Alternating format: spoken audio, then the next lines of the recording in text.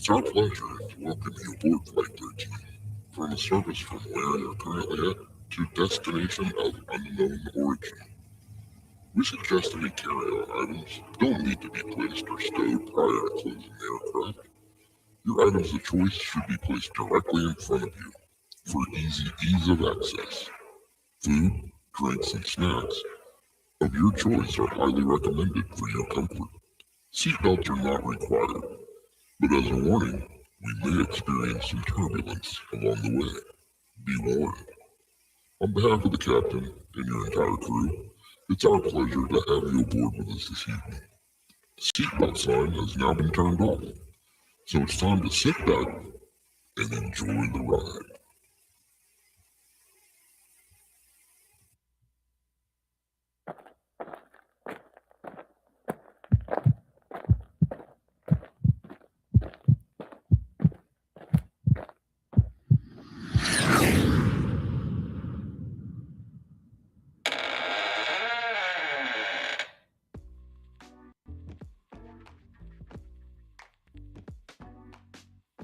Well, howdy, howdy. Welcome to another Weird Wednesday. Get rid of this empty box here. I still hear that. Was that intentional? Uh-huh. It's the lounge music. Okay. Just making sure. I was just seeing if it worked. How's everybody doing? Doing.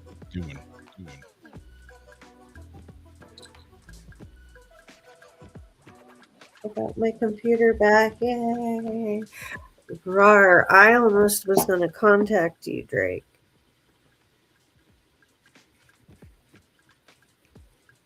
What was it doing? The computer? Yeah. What was it not doing? Not being able to read my hard drive, saying I needed to install an operating system.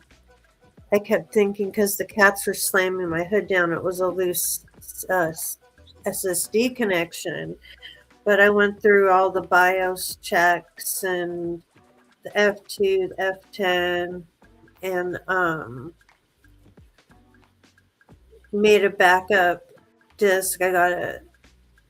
Needed 8, but I got a 16 gig flash drive to make a Windows startup disk off of my mom's computer. But after all that, I said, one last thing I'm going to do is just open it up and check that hard drive.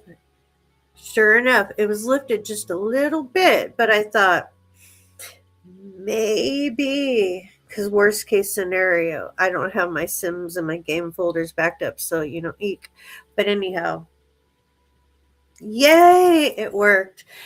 I do see why my port doesn't work on this side. It's corroded, the whole little circuit thingy and all that, but I fixed it.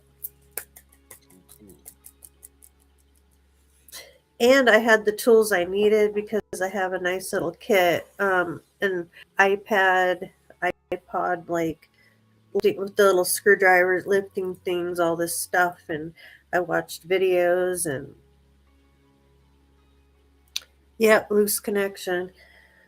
Made sure I grounded myself, all that. But I kept saying I was determined it was a loose connection. I'm like, yeah, but the cat keeps slamming that lid. It can't be good. Like, I just have a feeling it's the connection. Because it seemed like everything else was working. It didn't make sense that the drive was dead. Yeah, exactly.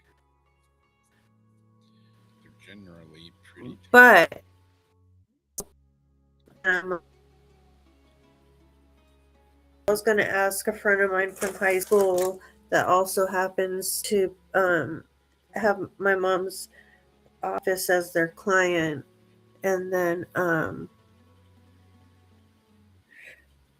wasn't sure. It even said, like, take my rings and stuff off to make sure, like, not to do something. So I just did all that just to make sure because I didn't want to screw something up.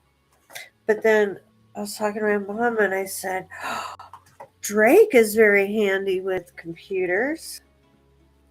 He might have some good advice. God, when I used to do computers, it was amazing how many calls I would get. People wanted me to come look at their computer, and like you'd think of the most basic stuff, like, is it plugged in? You feel stupid for asking. But you have to. Like, is it? Yeah. Are you sure it's plugged in? It's like it's completely dead. It just won't even turn on. I'd get there, drive all the way over there, get there, go in their house. Here's the problem. It's not plugged in. As for starters, oh, no, how that happened, you know? Yeah. And so then, you're like, do you charge them a service fee for driving all the way Yeah, there? like a service call or. It's like, I would get Yeah. so many. I mean, like, you think maybe one or two here and there. I would just get so many of those. One of them was a really good friend of mine. Drove to her house, which is like 30 minutes away. Get there, go in. I Like, still charge a service call. are you serious? She's like, what? I'm like, look at the plug. It's not in the wall. Of course your computer's not going to work because it's not fucking plugged in.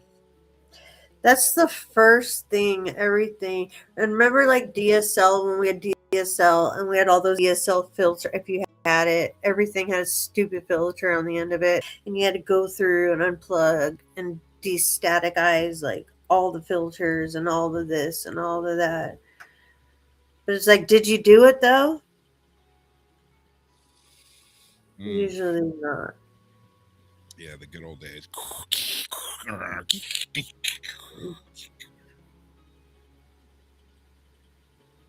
That was, yeah, dial up. When I used to have AOL and you had to pay by the minute. And like there was no local number to use AOL here. It was a Jacksonville number, and at that time that was long distance. Even though it was only like 35 miles away. I forgot about that. I had a local number. I forgot about that. Yep. I remember we had to, like, if we wanted to, like, send pictures, just like if you had a pen pal for a really long time, you like literally put it in the mail. And my first pen pal ever from AOL, from a chat room, a TV, like a movie chat room. I still remember the handle. I actually found on Facebook years back. So he's now a Facebook friend too, which is like funny because we've grown up through all these levels of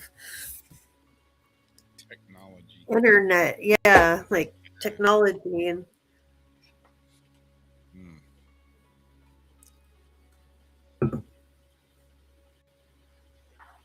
yeah, the old days of AOL, man. all the discs.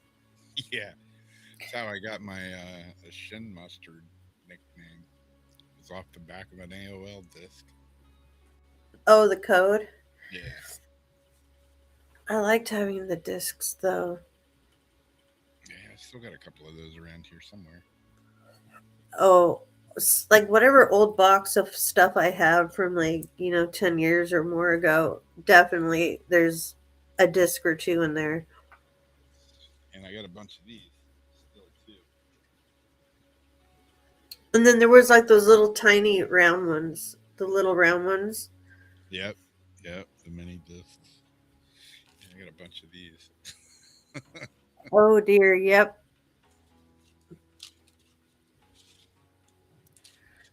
Is that a floppy drive? Extra floppy. I got a bunch of old artwork and like logos and all kinds of stuff on these discs. And yeah. But it was so cool to have your little organizers and all your little discs, and you like pop it in. You got like, all your little stuff. Now it's like just everywhere. I'm horrible about organizing digital data. found I this still have a MySpace up. I Yeah. can't get into it yet. Is there on? I never canceled mine, so I should probably have one up too. Good.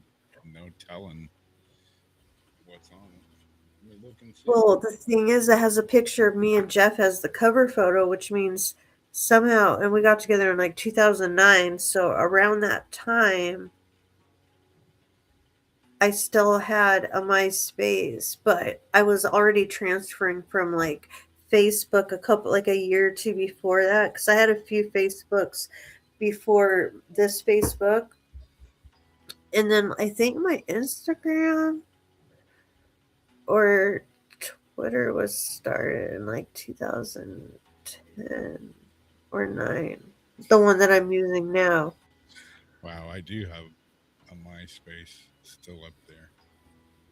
How crazy. Yeah. I only see one picture.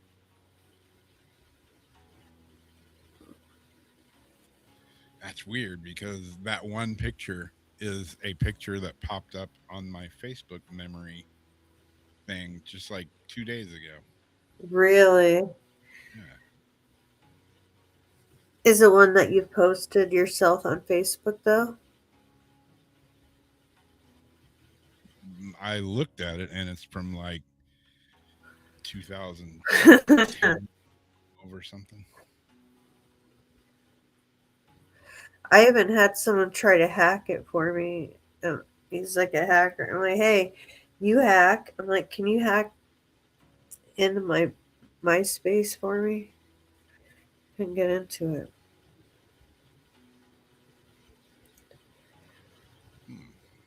Wants me to sign in to see if it still works.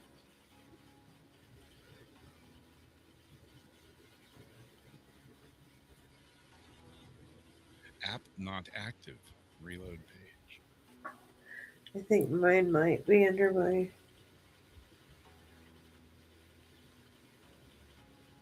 married name. I gotta get the links put underneath the Facebook. I'll have to look at that later on. Be interesting to see what pictures are on. Yeah.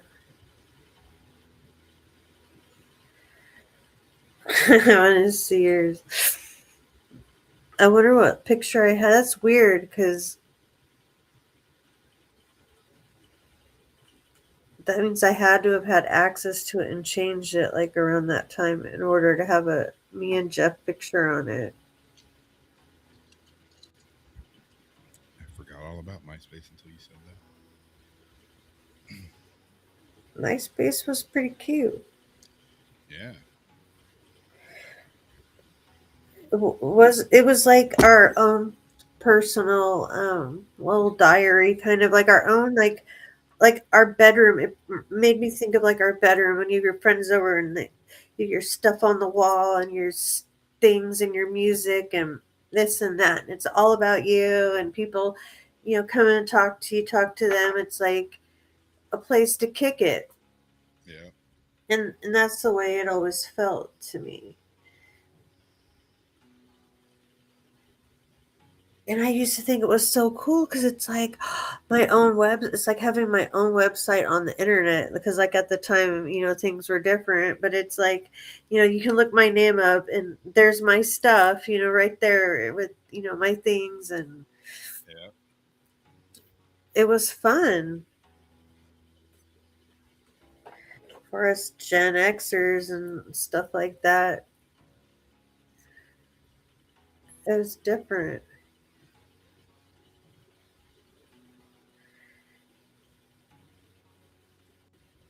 Good Yeah. evening, Barry. I couldn't tell you the last time I actually signed on to MySpace. I didn't even know it still existed until you just said it. I'm like, really? So many people probably like clone and like rip, like they're probably sitting ducks for like all sorts of stuff. Yeah. Whatever. What's up, Barry Barry? Barry.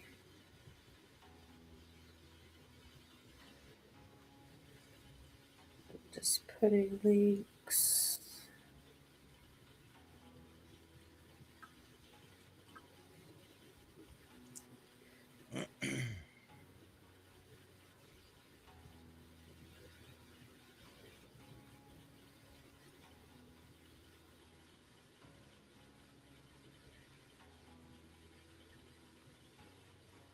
So what'd you do this hump day? How are you adjusting to maybe you're not the right person to ask. Adjusting to the time change. Dude, I was in the twilight zone bad. My brain screwed up enough as it is, and yeah, I didn't realize the time had changed. Yeah, I was talking to Jamie, and I'm like, dude, I feel like I'm in the twilight zone. I was just in the store. I went in, and I swear it was like 4:30, and now they're closed. What's going on? But it Yeah. still didn't make sense because I'm like,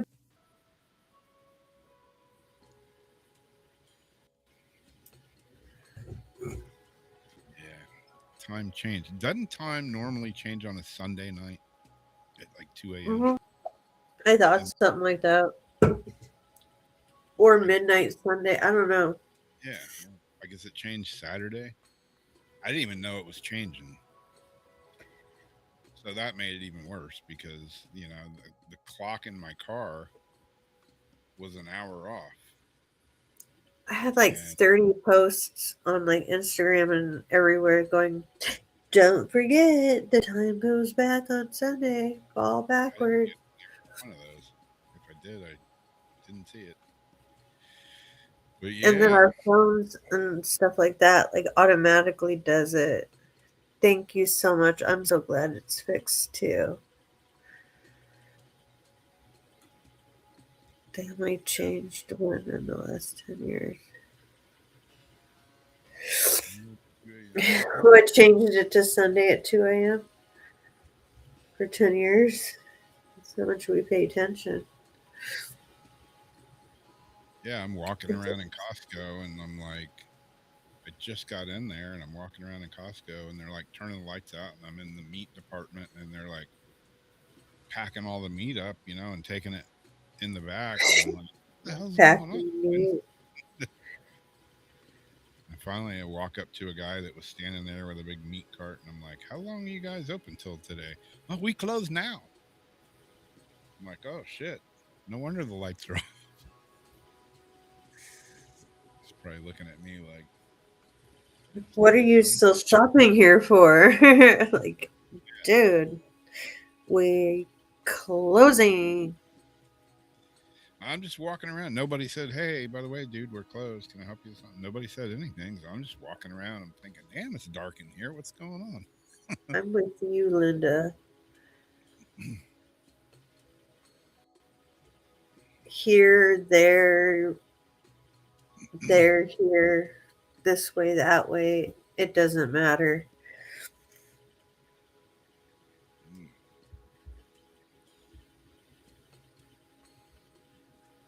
Yeah, and then when I got out, I was like, "Shit, I need to get gas." But I guess if they're closed, I'm not getting gas because, like Costco is like the cheapest place out here to get gas. So I drive by the gas pumps and I'm on the way out and I'm looking and I'm like, well, shit, there's people getting gas. What the hell is happening? So then I had to go to Walmart because I didn't get everything I needed at Costco because I thought they were closing. Well, apparently they weren't closing. Apparently I still had like 45 minutes. I don't know why the guy told me they were closed, but whatever. I don't know what was happening. I still don't know. I'm not even going to think about it anymore. But yeah, the one place I park at Walmart, I come out and the lights just like the street light is just like on and off, on and off, on and off, on and off. I'm like, God, it's Twilight Zone all over again. It's gonna get sucked up into the void. Um, Drake, you say you're not in LA. They yell it on the intercom. The time change?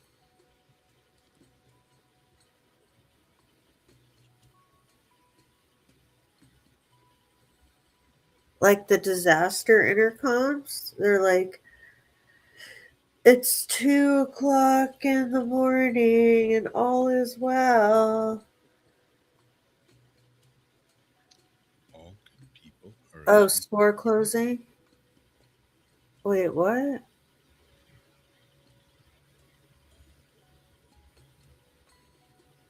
I think I got confused somewhere. It's not too hard to happen today. Like, before this came on, I had let Rob know that I'm really depending on him to function as at least half of my like thinking and brain tonight.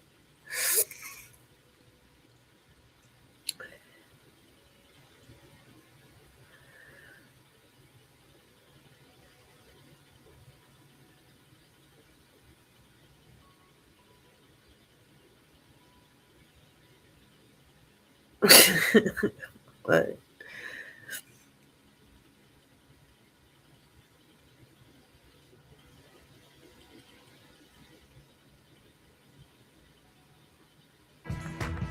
Welcome to the new. No, let's not. Say we did.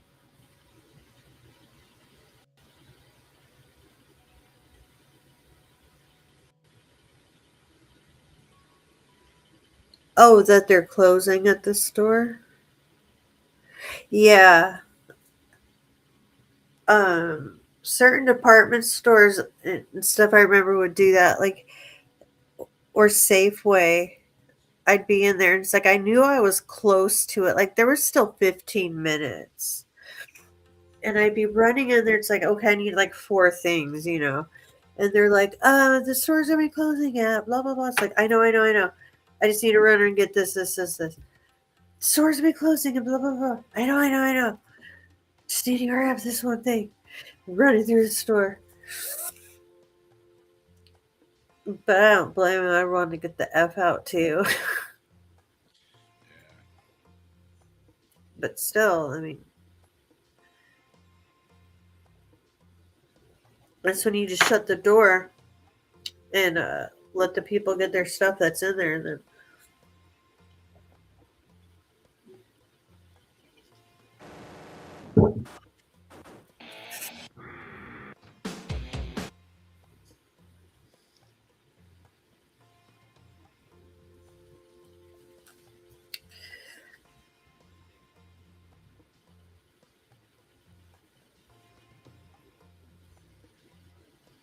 it's kind of somber.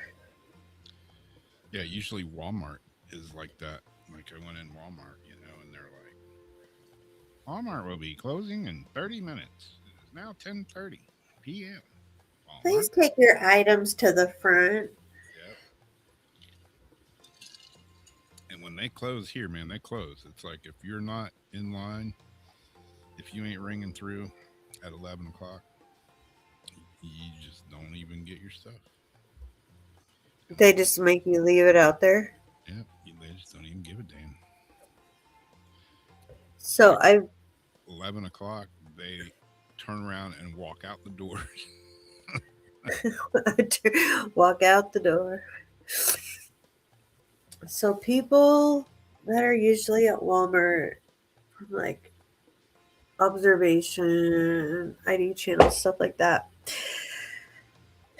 usually between about 11:30 is a little early. Let's say 12:30, and 2:30 in the morning. Those are the people that are getting the plastic bins, the wheelbarrows, the shovels, the duct tape, the rubber gloves, the lime, Yeah. the bleach, stuff like that. They do get their hatchets in there too. They might go to a hardware store, but those are the times you always see these people walking through the store. They go, and we've got the video at the Walmart, like 2 hours after doing all this stuff, they've committed the most brutal crime. And there they are just walking through Walmart buying trash bags and the basic kit. There's like a kit. And then between like 1 o'clock, 2 o'clock, and 5 o'clock, you get the day drinking crowd. Like if you want to really people watch, that's where you get the people who've been day drinking all day, especially if it's summer. You get some really good people watching. But it's the nighttime crowd at Walmart that's really, really sus. Yeah. I used to like when Walmart was open 24 hours here. They close at 11 now. Me too. You could go in there at 3 in the morning for a frickin' dartboard set if you needed one. Yep. Because Yeah, we did. Yep, me too. And some dominoes. It was that kind of party. I used to always go late night, because like you could always, like the people watching was epic. And I'd always run into Willie the Pimp there. He was Oh, yeah. a St. Augustine Walmart. Didn't he pass? Yeah, he made it in the whatever that book, The People of Walmart. He's in that.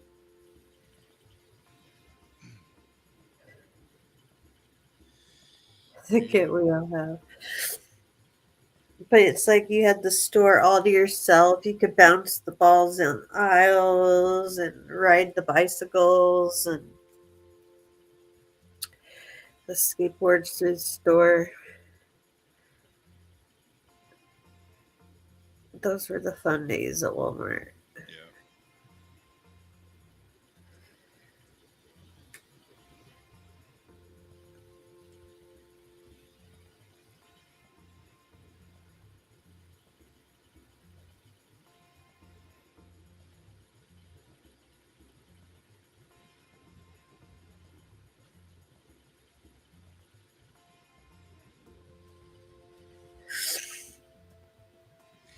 Here's a picture of Willie.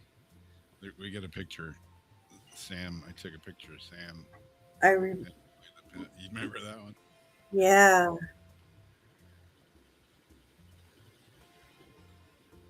You got one too, though, didn't you? Or was it you three? Yeah. I got a couple of them. Here's Willie the Pimp.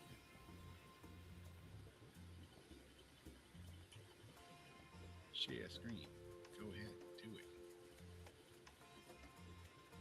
There's Willie.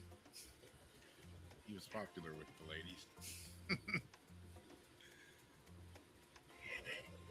Definite St. Augustine staple.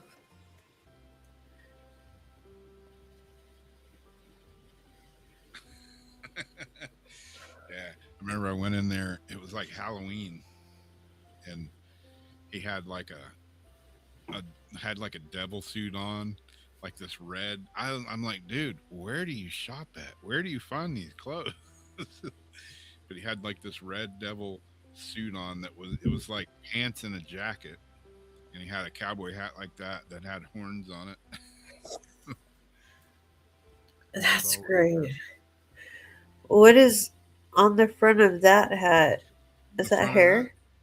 no, that is a scrubby. Oh, that's what I was gonna say. Like it's one a bath scrunchie thingy. Yep. It's like Right on. a black bouquet, scrunchy, 2 in 1. Ah, You can wear it as a hat accessory and take it home and take a bath with it. yeah. Wipe your buns with it. Loaf of your buns. Yeah, I gotta get a new loofah. The one I have, Loofah. pretty I like the real loofahs. yeah. I actually got it. I got it out of the closet like a week or two ago, a couple of weeks ago, and I had the loofah sponge, whatever, and there's a bunch of seeds in there too, so I may try to plant them and grow some loofahs. Oh, see the ones I get, they're like dried out, and that the part where the seeds would be, it's just kind of like skeletoned out, and they're like long, and you just cut like how much you want. When I was younger, they even had loofahs with like soap, like I think embedded into like one side of them. But we grew up using those Soap on a rope. soap on a rope. The loofahs are the best. Yeah. Yeah, our Walmart used to be 24/7, but once COVID came around, then they started closing it at 11. And God, they were closing it at 10, and then they bumped it up to an hour. They figured, hey, we're closing at 10 or 11, and we don't got to pay employees to stay all night. We're just going to keep it closed. It's funny. They had all, like, Walmart, all the grocery stores here.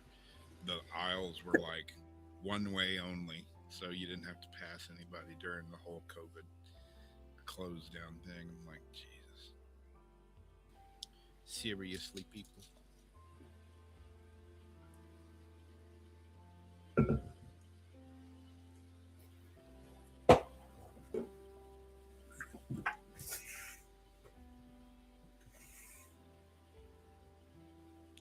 Yeah, they closed the beach here when we were having the whole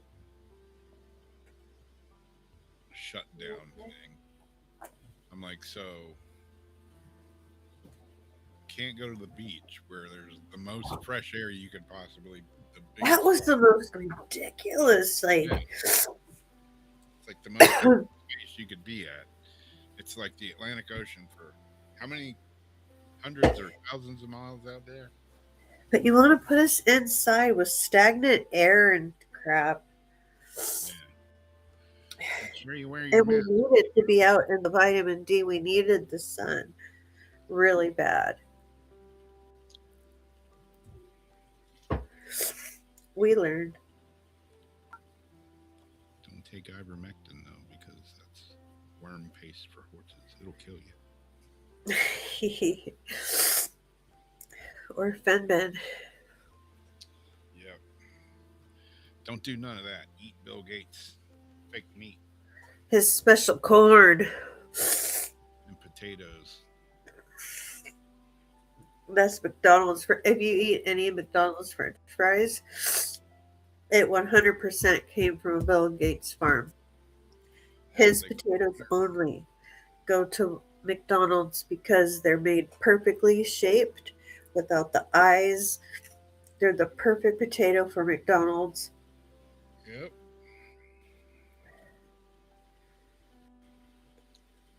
And I admit, McDonald's fries used to taste great. God knows what the hell I was actually really eating. There's a recipe, an article I found, I read to my mom, where McDonald's actually, what happened is they found the magic shut off, like to how your body automatically gets the full feeling. They found the code between sugar, oil, and salt. Yep. The perfect combination to bypass that shut off in you to make you crave, because they say that's why like you have the french fries gone before you even touch the burger, and why you like keep eating, and how much like billions of dollars they put into researching like how to bypass people's hunger switch Yep. and keep them like addicted to the food. So Yeah. it's a total special equation. I'm gonna grab some Vicks for my nose right quick. It's like, when did just making a truly good old fashioned hamburger, when did it turn into, we have to make it where people are addicted to them? It's like, where was the line where shit just went full blown evil? And back when I was a kid, it was like a treat to go to McDonald's. Wasn't like a. I know people that eat there every day. Just because it's convenient, you can pull in and get food. I'm like, dude, that shit is poison. But don't listen to me. I don't know anything. But yeah, way back in the day, I don't think that a McDonald's burger was near as bad for you as it is nowadays. Who knows? I don't know. I don't eat the crap no more, that's for sure. I don't eat none of that stuff. And there's times when I'm hungry and I'm like on the road or something, and it's like, oh man, I could just pull in there and grab a burger. And then I'm like, yeah, or I could also just pull over and bang my head on that tree too. But I'm not going to do either one of them.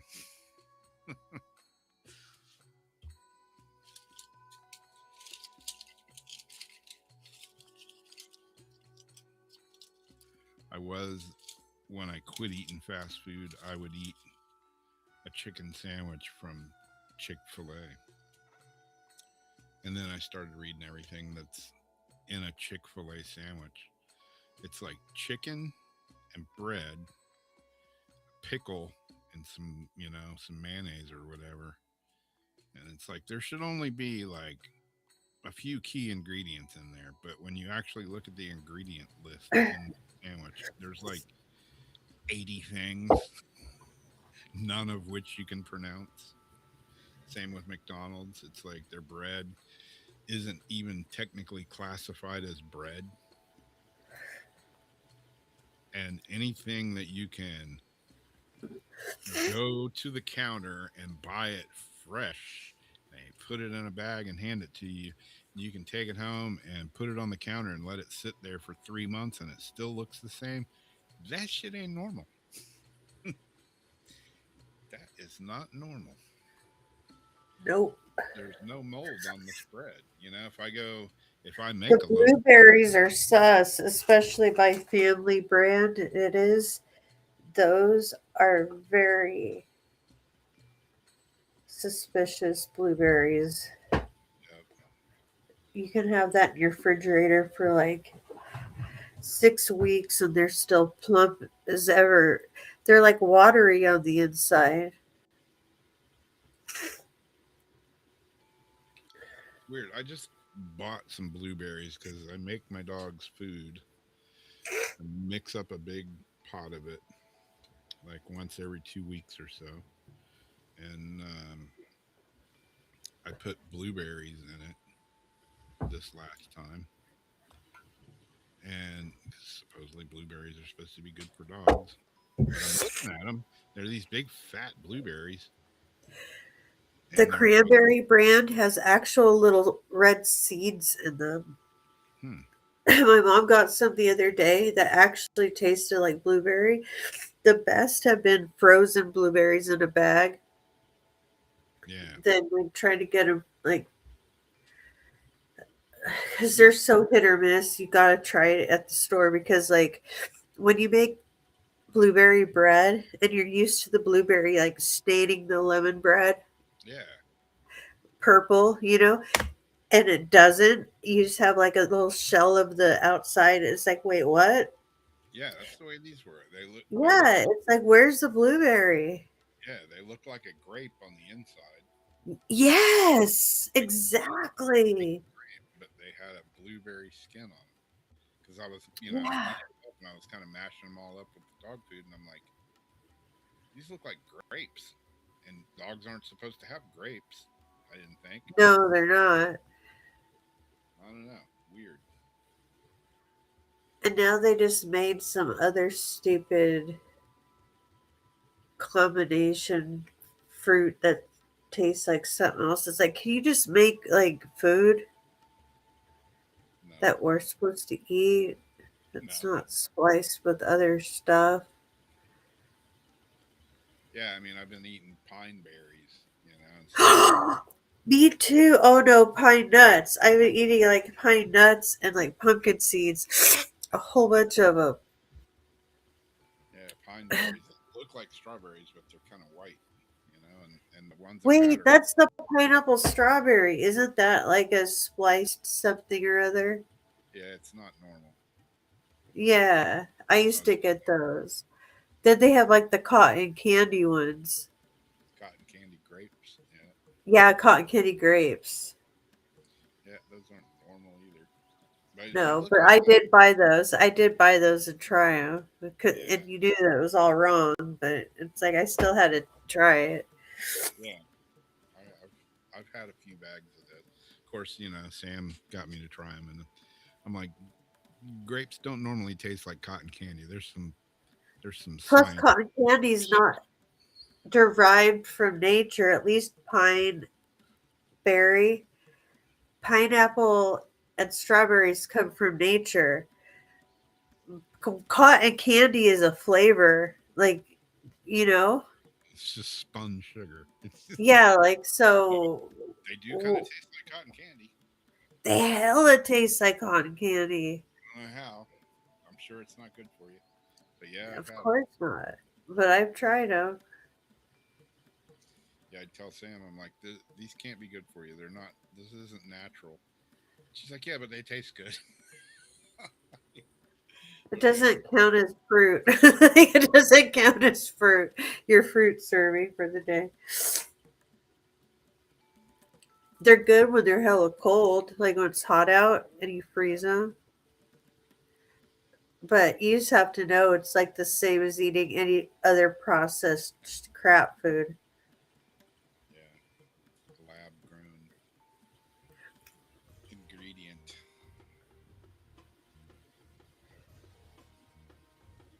Mm.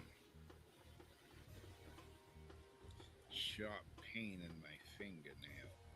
So I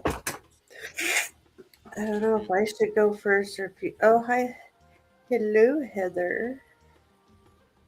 Yeah, I'm on Facebook. I could say hello to Heather.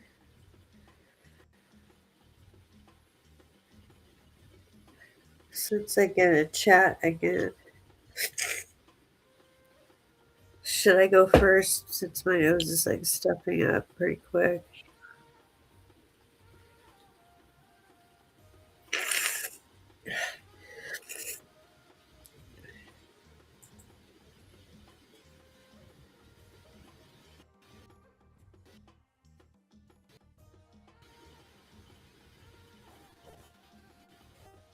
Uh-oh.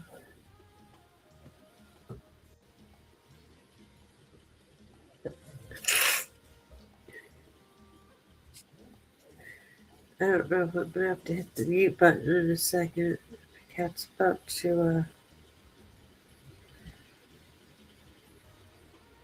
the litter box right Drop a deuce. there. Trip a dookie. Okay, this one on the front are pictures.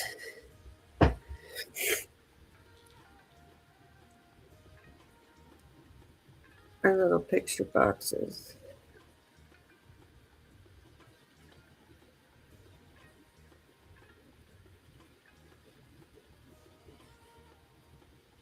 Rob, do you see that camel Yep. with the lips? Yep. Okay, I don't think that's really what they look like, but I did give you like a couple. One of the links is supposed to be like this year's camels, and you can like scroll through the whole. It's like 25 minutes of camel stuff, and then the other one is like a minute something of last year's camels that got disqualified for too many fillers and stuff. So if you wanted to set the bar at knowing what a really good looking camel is supposed to look like, those are the camels that you want to check out. Did you send me that in Messenger? I did. Underneath the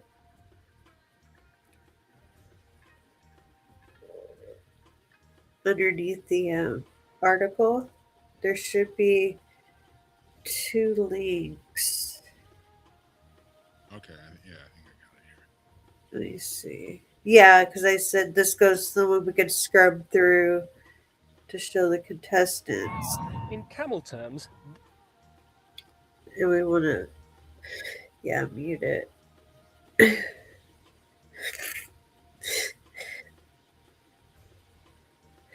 Beautiful camels. Okay.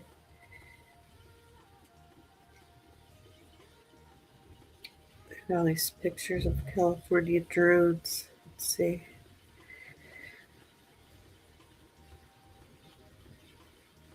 The lips, though. 20 camels disqualified. Women beauty contest for Botox fillers and plastic surgery.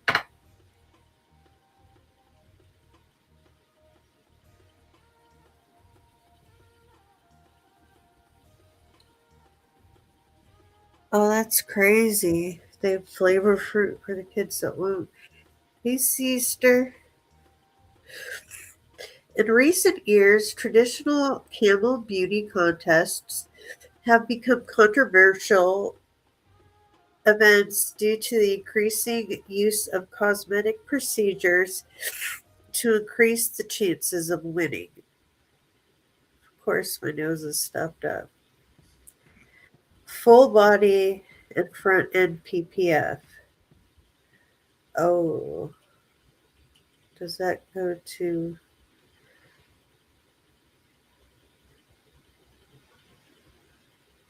Wait, a fast quote. Uh, Last month, the 2026 Camel Beauty Show Festival was rocked by the disqualification of 20 participants after veterinarians ruled they had been artificially enhanced. Botox, lip fillers, silicone reshaping, and artificial hump inflation were some of the forbidden procedures discovered upon inspection. Camel beauty contests are an important part of Arab tradition. For centuries, camel owners struggled to emphasize features like glossy coats, long, well-set necks, full lips, long eyelashes, and firm humps through selective breeding and grooming, but in recent years, cosmetic enhancements have become very common. Her humps, her lovely little lumps. In this year's Camel Beauty Contest, judges found that some animals had their physical features uh, uh, acosmetically enhanced. Some camels had visible lip fillers, others had Botox to relax their facial muscles, and some participants had visible signs of silicone implants to reshape their noses. Other forbidden enhancements included hip inhalation and growth hormone injections to increase muscle definition. But why would someone turn to cosmetic procedures to enhance the look of their camels? Well, because there's real money to be won for the winner of the Camel Beauty Contest. Owners can make a fortune through sales and breeding rights, so the temperature to use forbidden tactics to increase the chance of winning is pretty high. The ethical implications of cheating are clear enough, but veterinarians warn that cosmetic enhancements pose serious health risks to camels as well. Fillers can trigger chronic inflammation, hormone injections can cause imbalances and fertility problems, while Botox can interfere with chewing and drinking. Oh, yeah, the Botox scandal at Saudi Arabia. That was the other video. So we could see these are the camels that just got disqualified. And then we get to see the Saudi Arabia, like, special camels that got kicked out. I want to see the lip injections for real. They can't look like that. Get the video pulled up here. I don't hear you.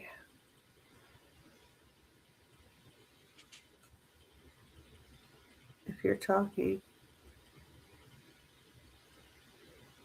I'm trying to get the There you are. Oh, Where the bloody hell did it go? oh no. Gonna pop off, running to the grocery stores. Be safe. Be safe, Drake. Thank you for stopping by.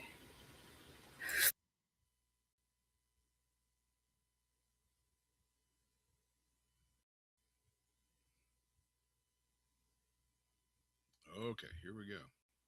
Third time's a charm, right? Maybe. Gonna play.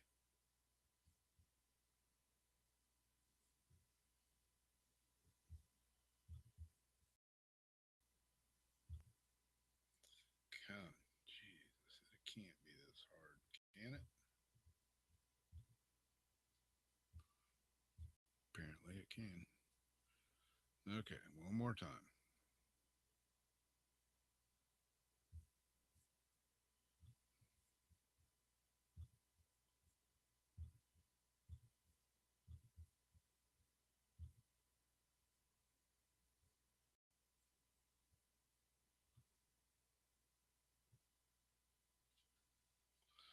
Those some pretty camels you got there.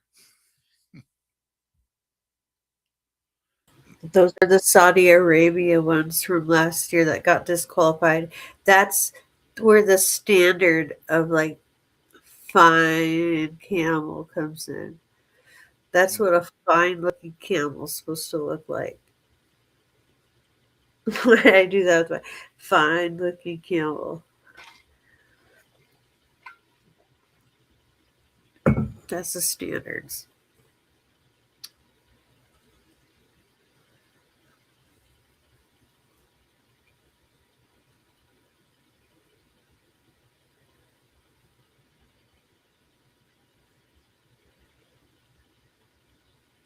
Look at those nice firm humps.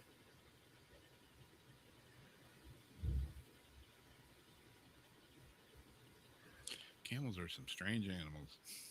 They certainly are. But you can see what they do, like the muscle definition and to extenuate the hump.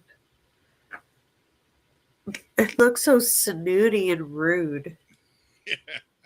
Don't they like they'd be a butler that's like, what do you want? You must And then use they the back entrance. spit. What? Use the back entrance? Please use the back entrance. Yeah, can you please take your shoes off? Or actually leave them on. This is a damn camel jockey.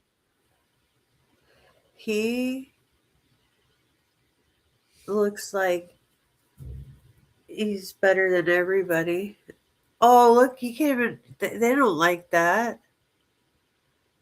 Like, what was up? Look at some of these humps. Like that. Humps like wobble and stuff usually. Like, it's. These are like all standing straight up. Pretty weird. That's messed up. You don't want to like plump up poor camel's hump. They store what? Don't they store water in their humps? Beats me. That's the old. I thought camels store water in their humps. So if you're putting silicone in there,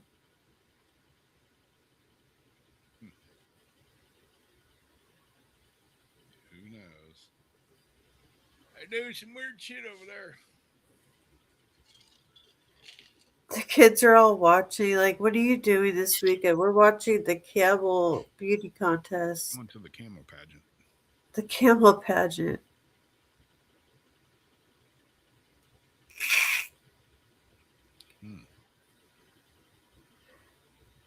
Strange. Strangeness.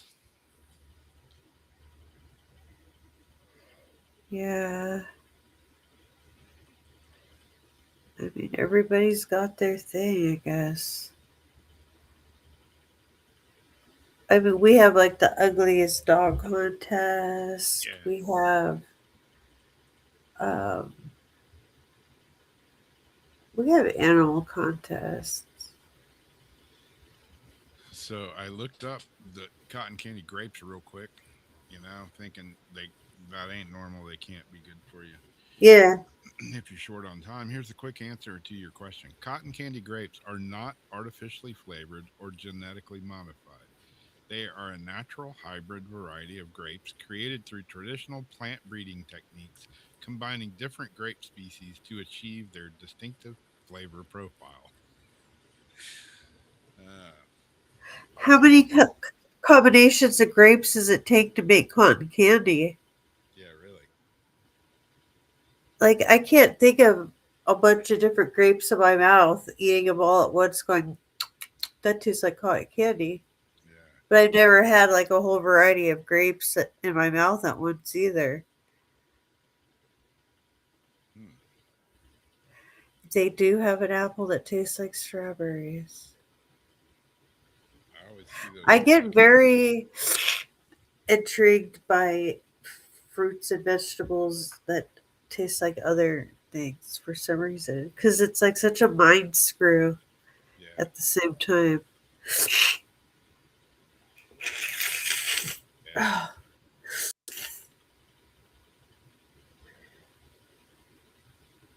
Well, this one I got. It's not about camels or lovely lady lumps. They had some fine humps on them. This one is about giant ass scorpions. Debbie. Oh, oh, oh.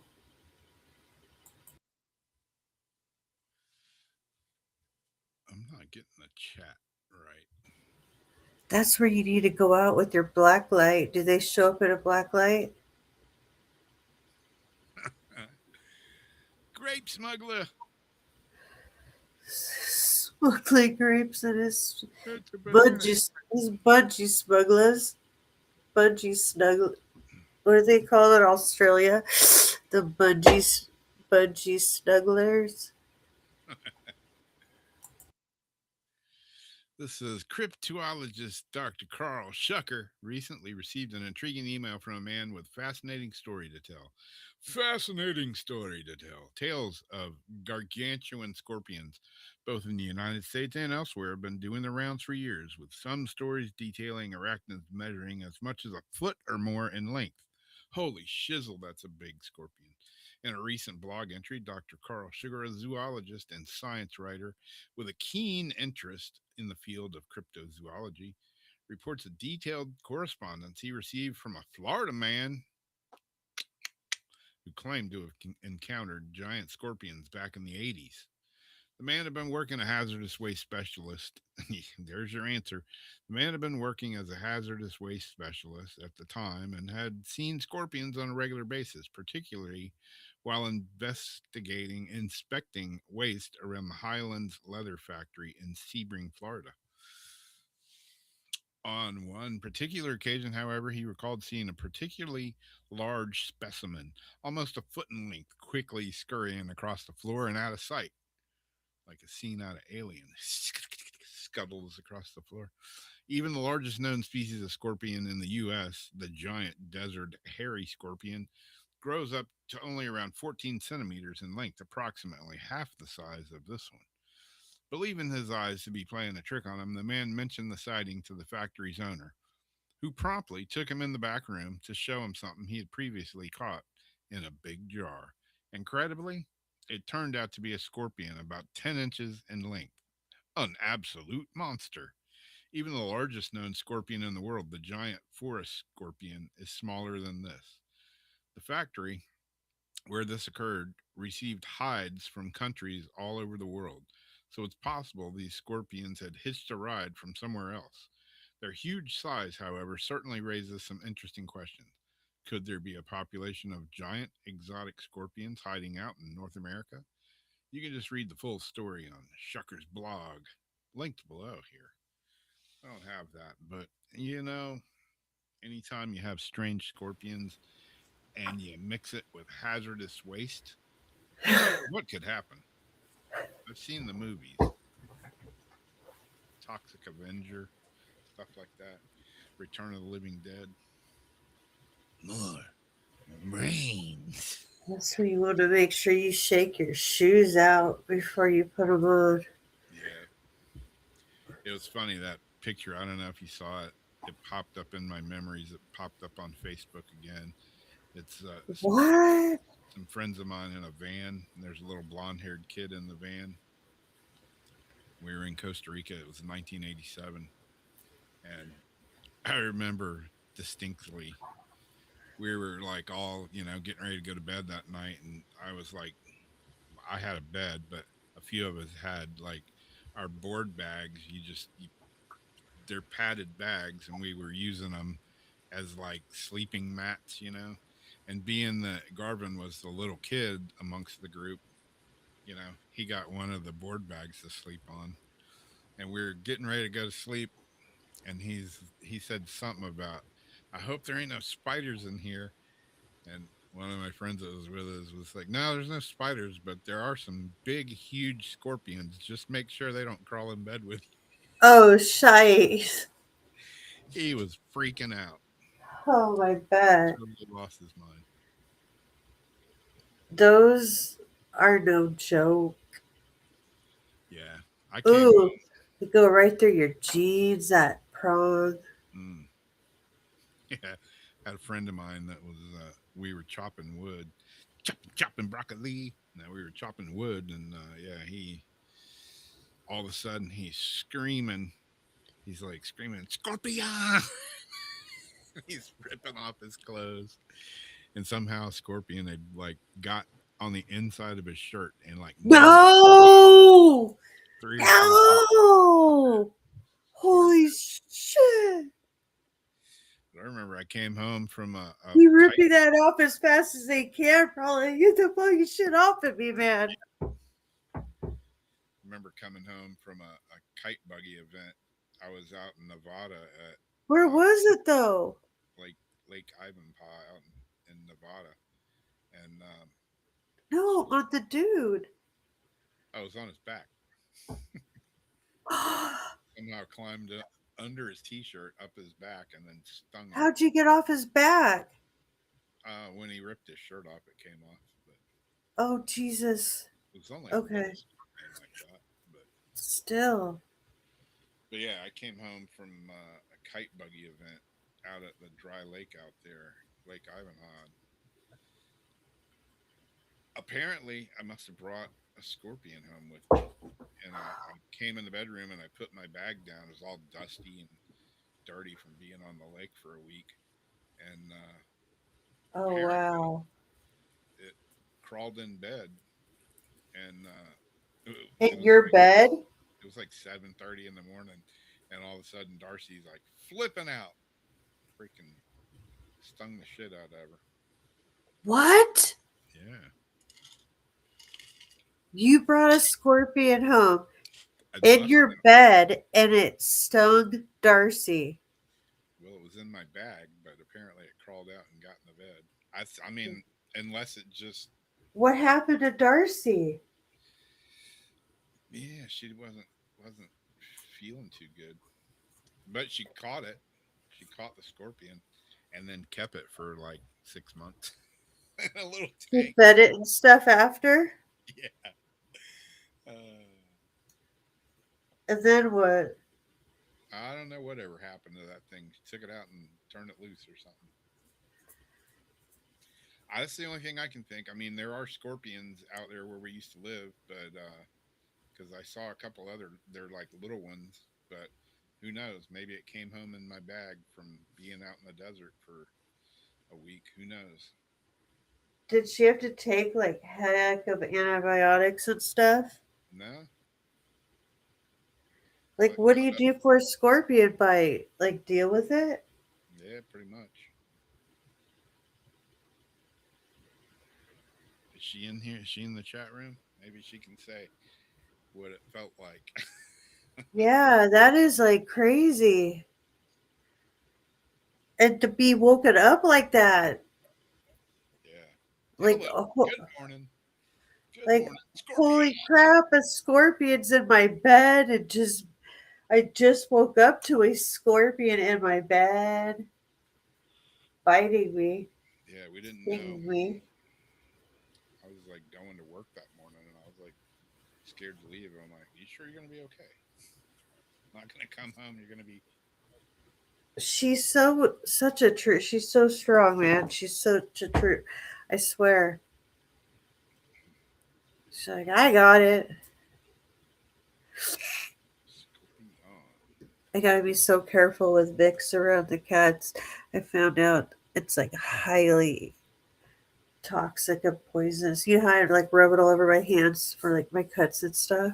Yeah. I found out because when my cats got sick, because I had some on my hand and I gave them their treats, so they ate it.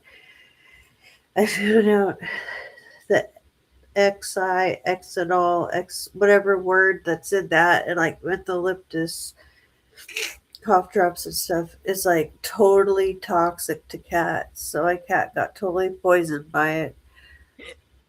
I use it all the time, and I have to be so careful not to get none of it on the cat.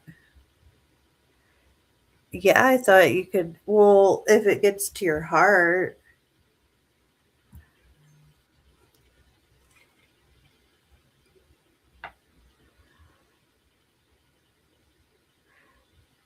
like if the scorpion, like if the bite poison vein starts, it depends how far away the bite is from your heart and how fast that line starts going towards your heart. And if you could stop it beforehand, same with like black widows.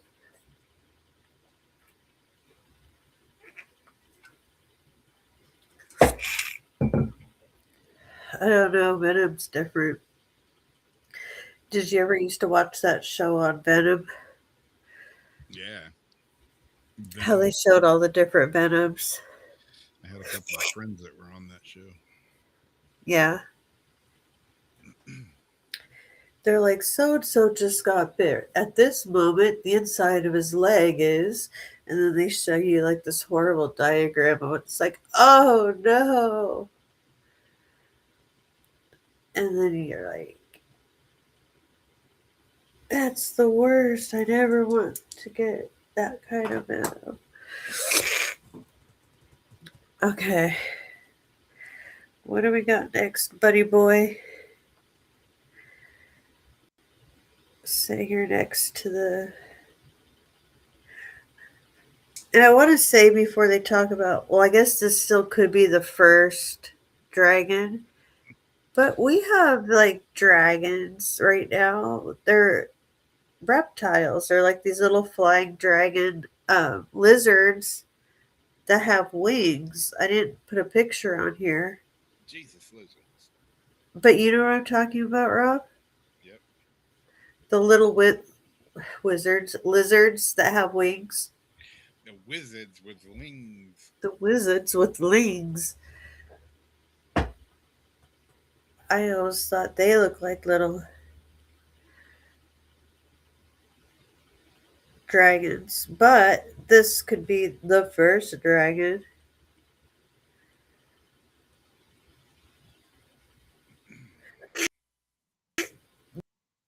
New dinosaur from million years may have been the first dragon.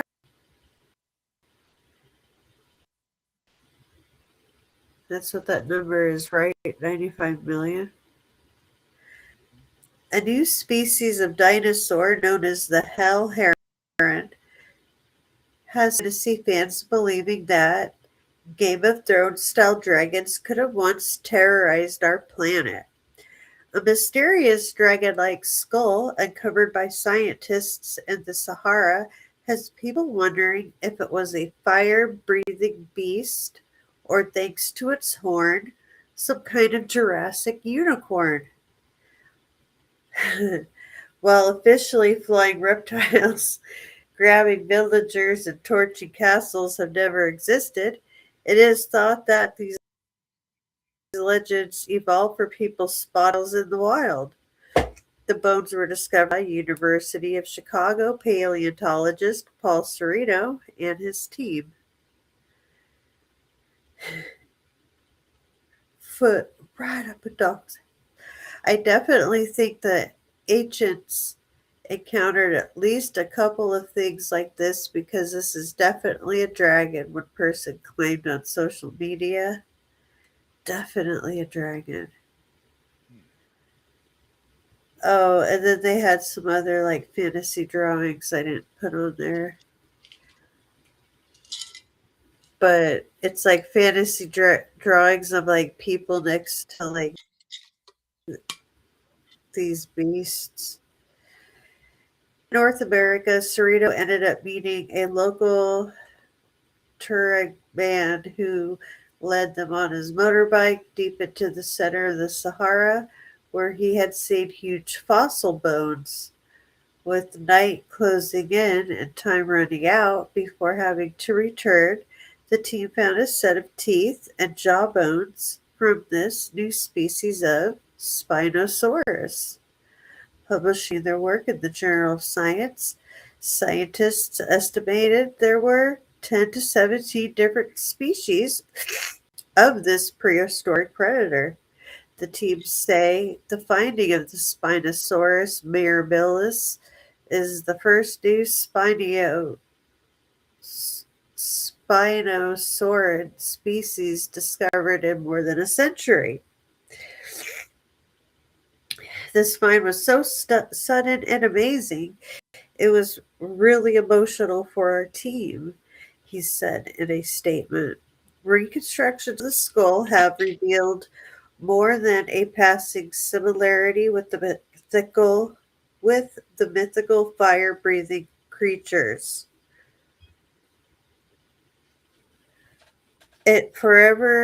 I'll forever cherish the moment in camp when we crowded around a laptop to look at the new species for the first time, he added. Spinosaurid teeth found not far from the shoreline had led some experts to hypothesize that these fish eaters may have been fully aquatic, but the most recent discovery miles inland makes scientists believe it was more of a wader. I envisioned this dinosaur as a king of hell heron that had no problem wading in on its sturdy legs onto 2 meters of water, but probably spent most of its time stalking shallower traps for the many large fish of the day, Sereno said. At the end of the Xenio whatever period, about 95 million years ago, the uprise in sea level and climate change brought the Spinosaurus era to an untimely end. But despite its tragic demise, the replicas will join the dinosaur exhibit in the Chicago Children's Museum next month, letting kids feel the excitement of new discoveries. That's the key to ensuring the next generation of scientists. Blah, blah, blah. It's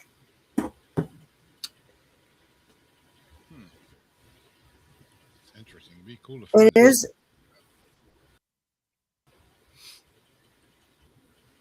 I'll give you one of the pictures of, like, one of the drawings is lame because it's like, why would there be like a lady?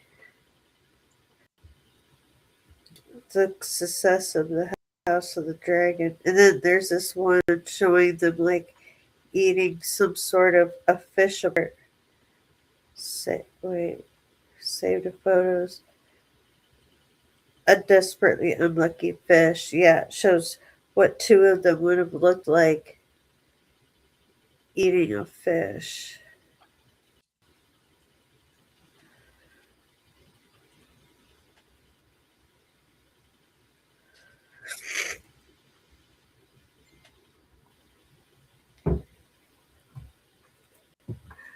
But the hump on the head is a trip. I always think it's like one of those like, move, bitch, get out the way, bitch. Just use the head and like, boom, knock him right out of the way. I always wish I had that on the front of the car. There you go. Oh, Darcy. Darcy's there. She said it hurt. Stung her twice. Tingling arm, took some Benadryl, all good.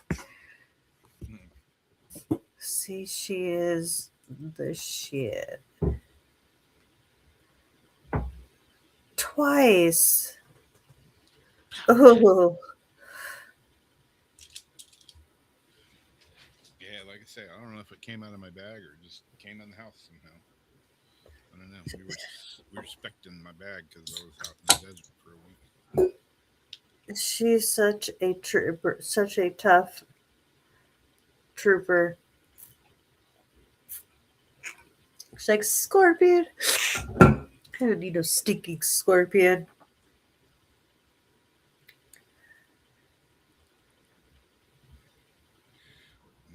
Mm. And they kept it for a couple of weeks. Bootsy, baby. Yeah, how long did you keep that scorpion? A couple weeks, couple months, 6 months, a year. I can't Did remember. it glow under the UV light? I don't know. What's the matter, Bootsy, baby? Oh, I had to take her back to the vet again today. How's she doing after this last round? She's like walking around now. That's good. I don't know what's gonna happen. Everything. I don't like to really talk about it on air, but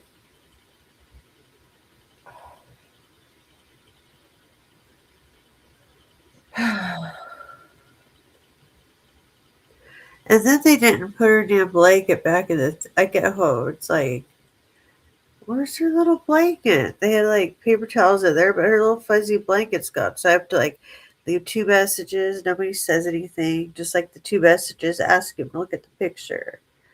Does this look right to you? I don't hear anything for 2 days. This morning, oh, the doctor wants you to. Oh!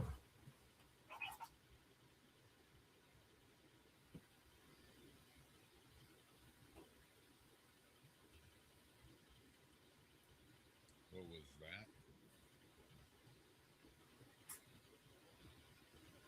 Oh, oh.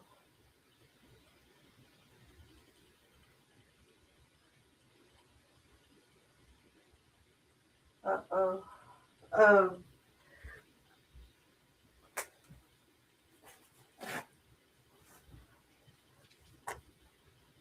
what happened? Oh, well, Bootsy. Wow, what happened? Okay, now we're gonna take this off of the bed. Moose, come here. Give me this. Give me this. We're taking this away. Wow. Um.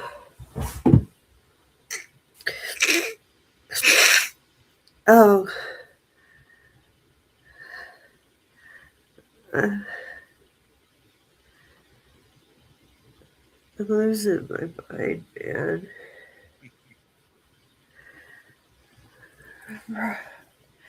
Did you hear that? Yeah, what was that? It wasn't ketchup squirting from a bottle. Oh, Lucky I have 3 layers of things on the bed. oh, damn. She was gonna go in her box. She did. All of a sudden, she went back there.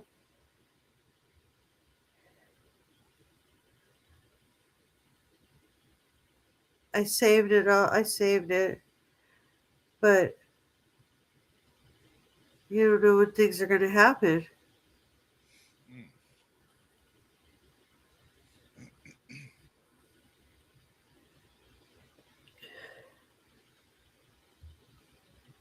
I just want her to be okay, and I want this surgery to hold up.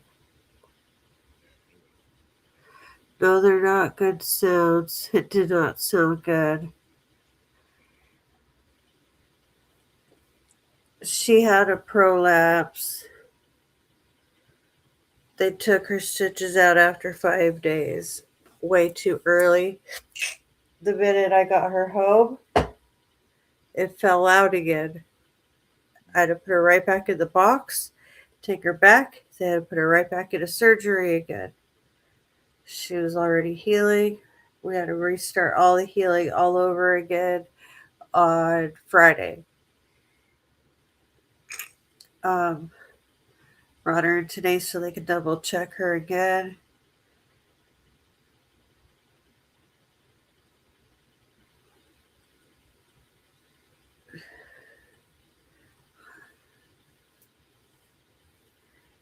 It's a lot of work.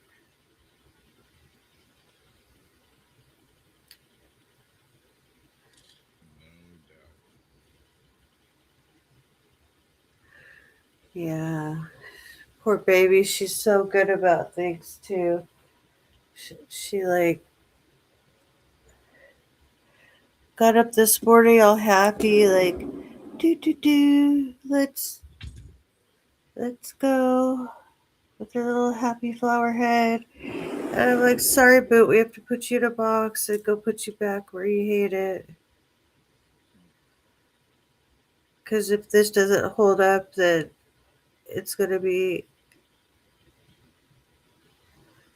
a different surgery. Anyhow, back to the footy stuff. Or the weird stuff. Look at the infamous Majestic 12 papers have been real all along. Bizarre. I told you so. Yeah. Documents pertaining to a shadowy UFO organization known as the Majestic 12 may hold more than it's previously thought. No kidding.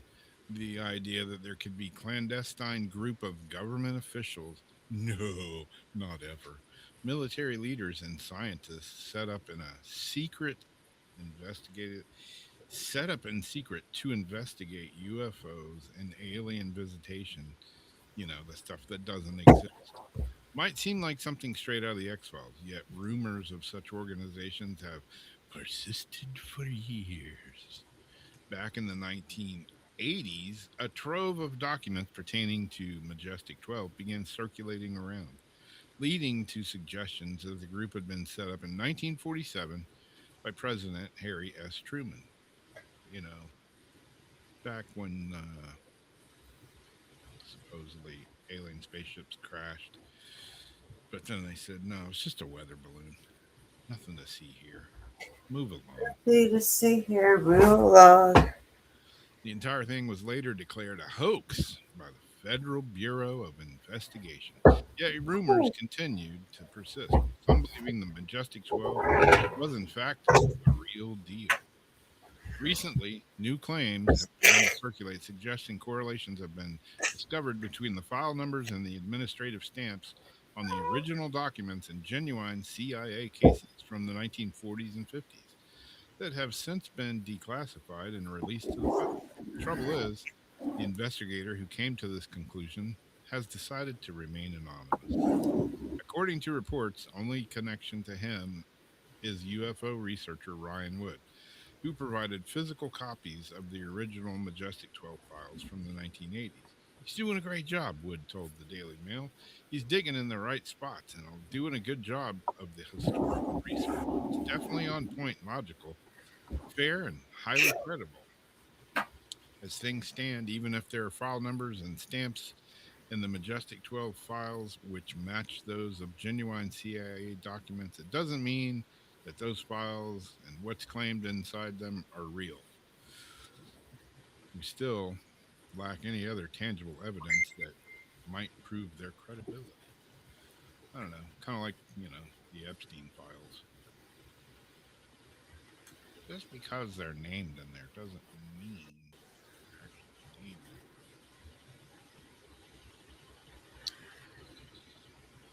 They're never gonna give us the truth about anything. Breadcrumbs. Yeah, just enough to get you by. Just enough to make you keep coming back for more. And like keep people still talking about like the little bits of breadcrumb. Yeah.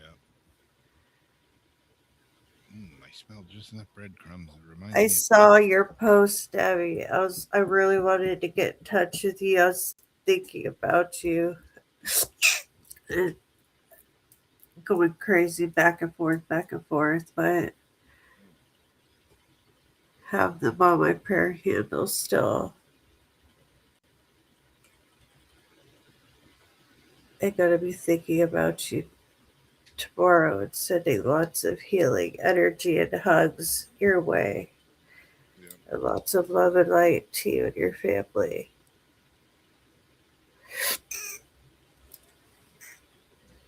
Tell your ma your weirdo friends are thinking about it.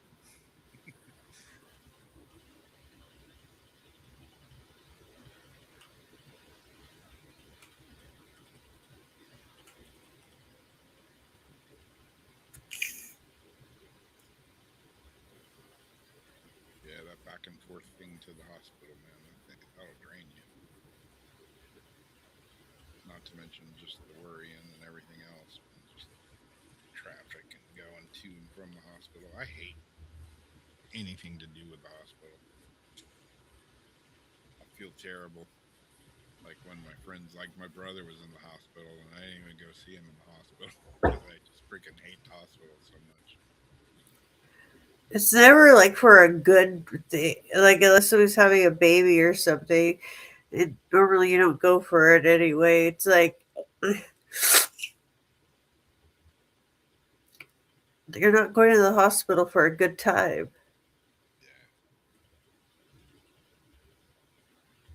I cannot believe how stuffed up I am. Do you think Stuffy. I'll be able to read that? Okay, let's see.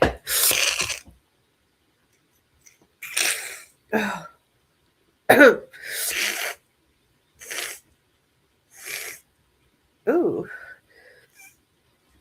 God.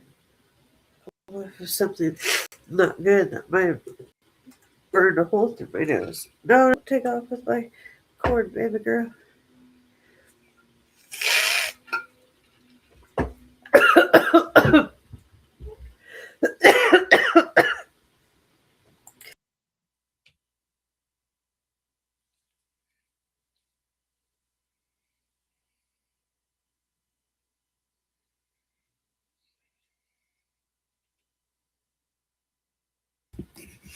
Okay, so we have the abandoned theme park.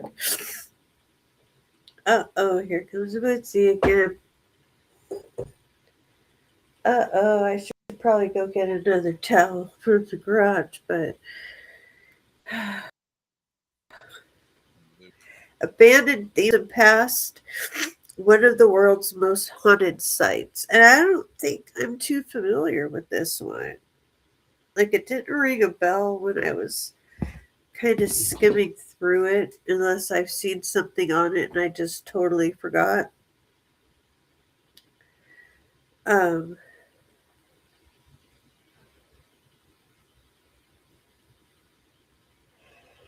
an abandoned amusement park in West Virginia, described by the Mercer County Convention and Visitors Bureau as one of the world's most haunted places, sits on land shaped by violence, tragedy, and decades of local folklore.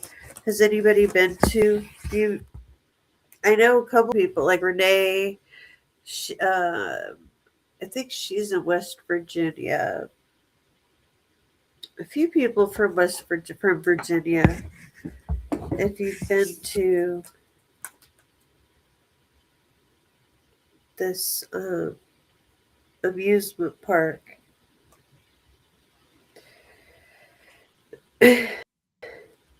Lake Shawnee Amusement Park has become a national curiosity. Its story, which blends documented history with persistent legend reflects how places tied to real tragedy can take on a second life through folklore and tourism. Lake Shawnee Amusement Park, located in Mercer County near the town of Rock, has been closed for decades. Once a popular summer destination for families, is now best known for its reputation as a haunted site shaped by generations of tragedy along the Bluestone River. Over time, the abandoned rides and overgrown grounds became a focal point for ghost stories and paranormal themed tourism. Today, the rusty Ferris wheel and swing set remain standing surrounded by vegetation and the remains of ticket booths and pathways.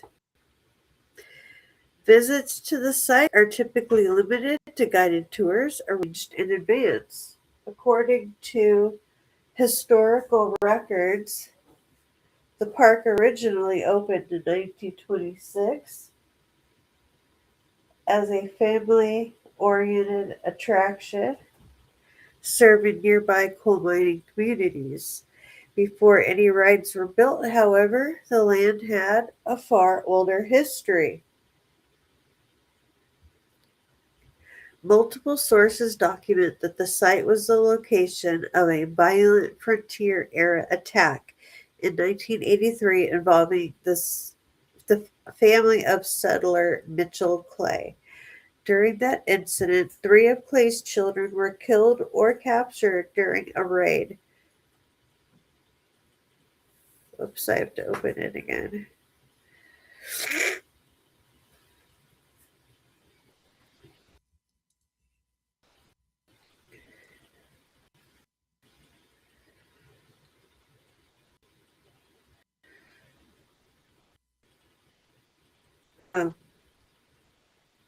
Incident, 3 of Clay's children were killed or captured during a raid attributed to a group of Shawnee Native Americans.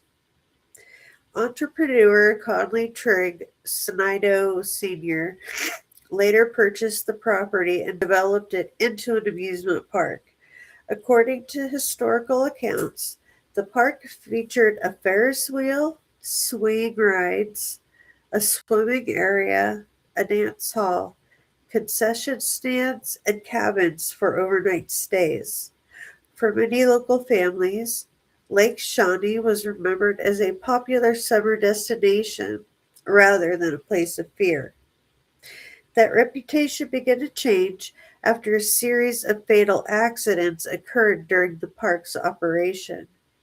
According to reports, 2 drowning deaths occurred on the property, along with the death of a young girl who was struck by a delivery truck while riding the park's swing ride.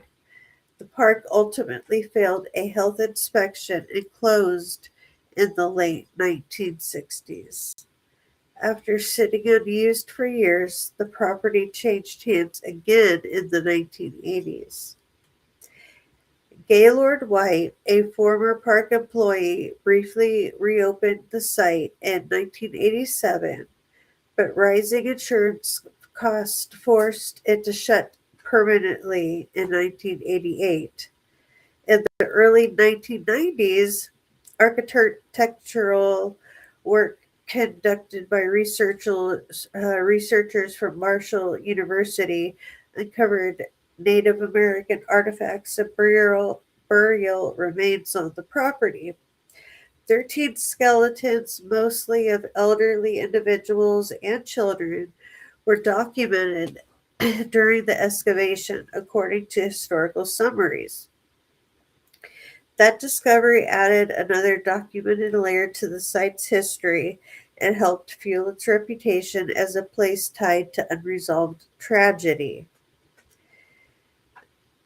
Mercer County Convention Bureau said on its website, known as one of the world's most haunted places, Lake Shawnee Abandoned Amusement Park is a place where mystery hangs in the air, stories passed down by word of mouth recall a frontier era tragedy, an ancient burial ground, and an eerie amusement park left behind. The site draws historians and curious minds alike, all wondering what truth lies within the folklore. You'll have to see it for yourself.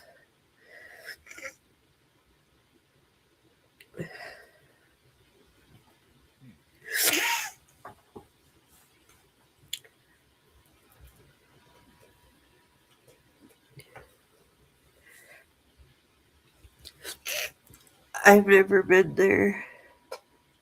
Yeah, I haven't been to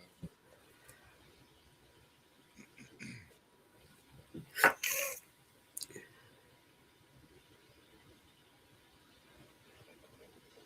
Maybe it might be interesting, like to try to get EVPs or something. Yeah.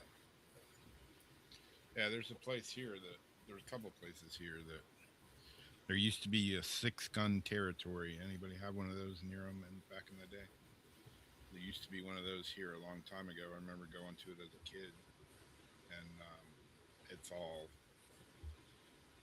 it was closed down. Blah blah blah. It's all housing developments now.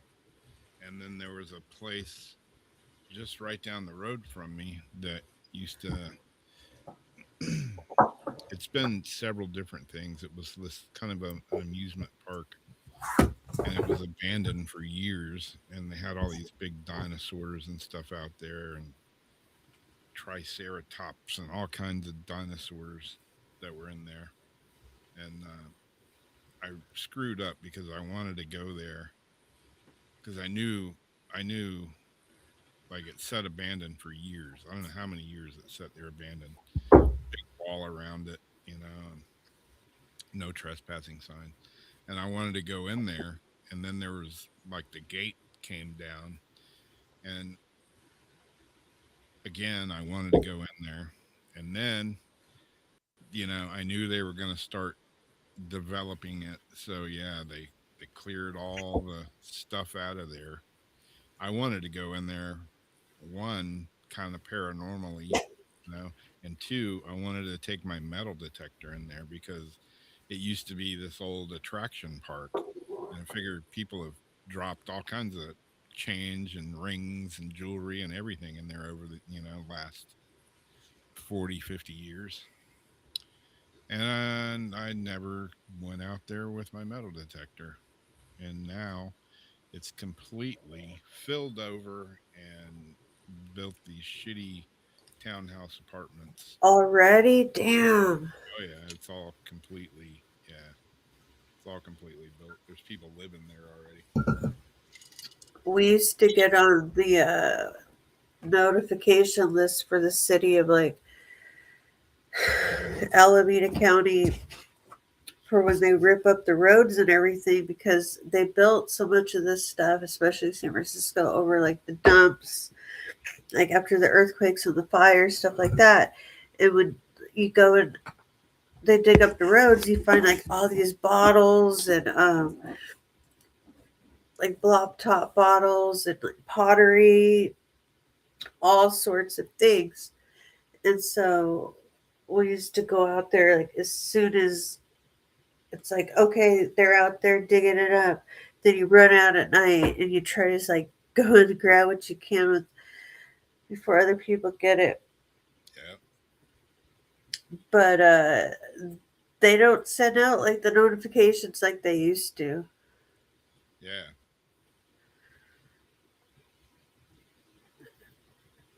Hmm.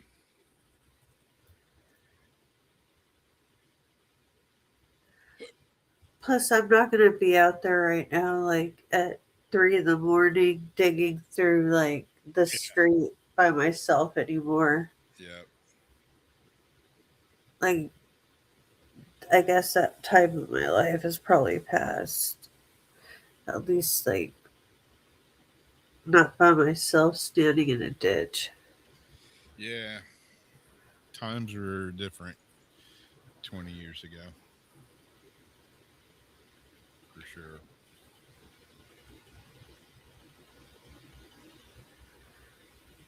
Yeah, Yeah, there's a place I used to be into digging bottles big time, and my cousin, he still does it. He knows some places around here that are really good for that.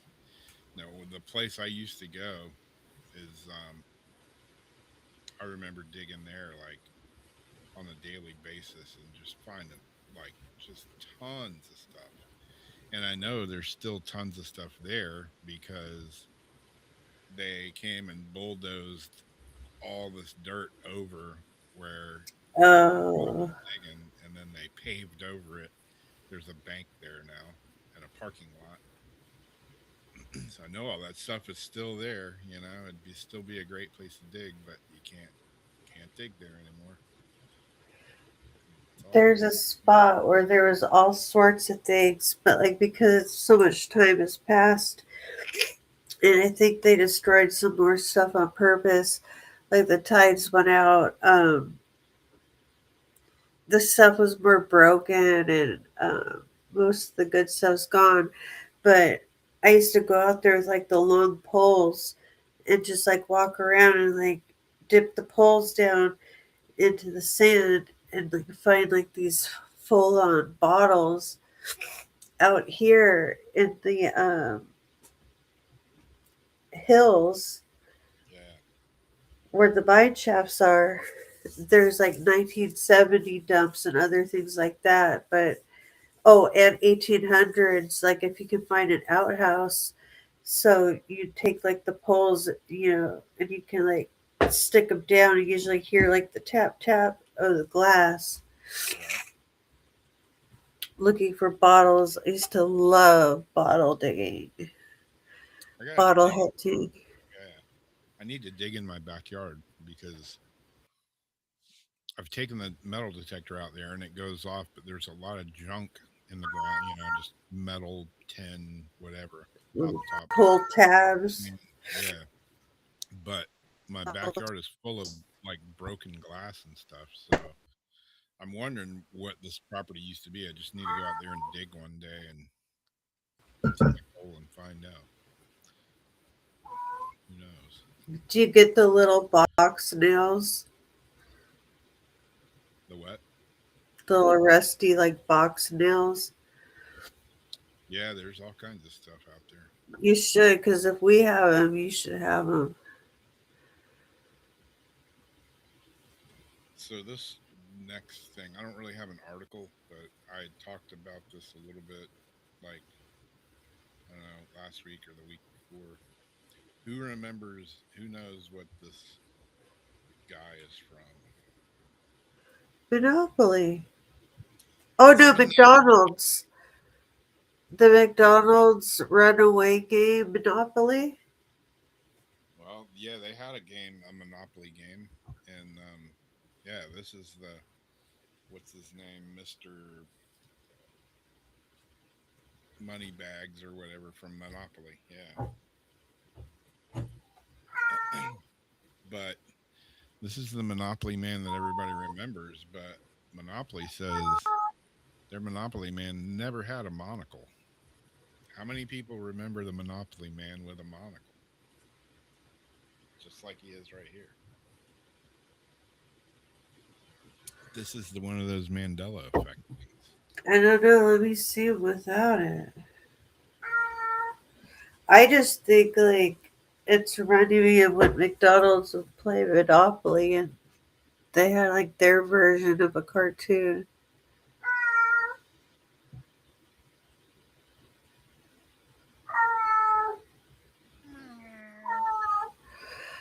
I have to do something about that, huh?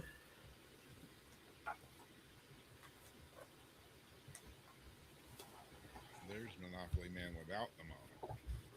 Wait, let me see. Here, come here.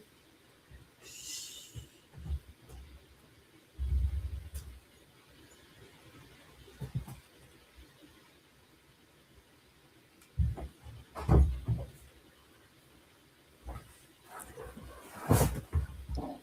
have to look up. I don't know. Maybe he didn't have it. And we're getting it mixed up with Mr. Peanut. Yep, Mr. Peanut has a monocle. So one, there's like dozens of these. I think we're getting a cross message because I almost want to say no, he didn't have the monocle. See, Linda says he had a monocle. Starseed says I do. She remembers. Wait, she remembers the monocle? Yeah, I remember him with a monocle. You remember the monocle? But if I he don't really remember. I'm just guessing because didn't have a monocle, I think why Mr. Peanut's why messing with me. why do I remember him with a monocle? Am I getting it confused with the Planner's Peanut guy? Yeah, because it's like, oh Why? yeah, a monocle. Yeah, like, but why? I mean, I mean, here's because he looks like there's the like a colored version without a monocle. So it's like, really. they Turn keep like talking the about AI on the phone and see what happens. they keep And it talking about says, the Mandela effect and like a time shift, like 1988 something happened, 2012 something happened. And it's like if we remember these things so strongly, and they weren't that way, it's like, why do we remember them a certain way? see, I Or remember the monocle, but I remember it on the Monopoly game for like McDonald's, like as a cartoon at the top of like a page with a monocle. Like I picture like the monocle in that cartoon on that shiny paper, like where you get the little map and stuff. Like that's what that looks like to me. Maybe we could look at McDonald's Monopoly play sheet.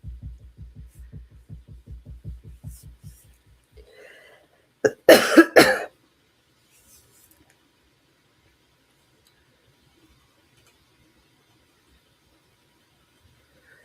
played a lot of Monopoly too.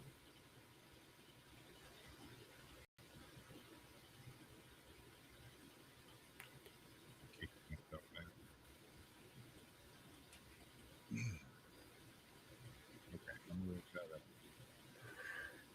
You're kind of low. up. There you go.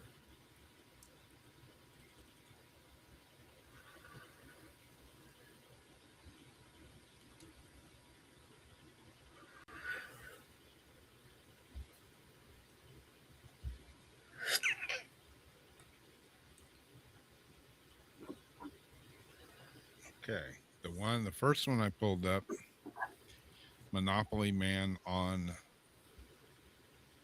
the McDonald's thing. Nope, that's a game. Where's the McDonald's? McDonald's Singapore Monopoly doesn't have Mr. Moneybags with a monocle.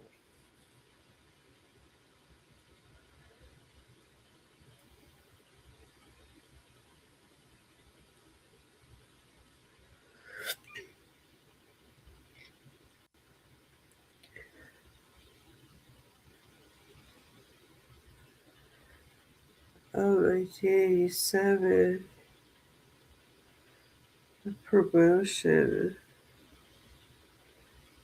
McMillian scandal.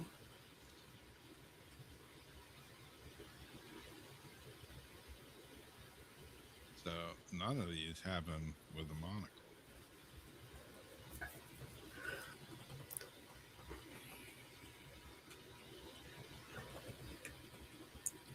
You're right. What's that right there? This one, Yeah. that's the first picture I was showing. Oh, it's like,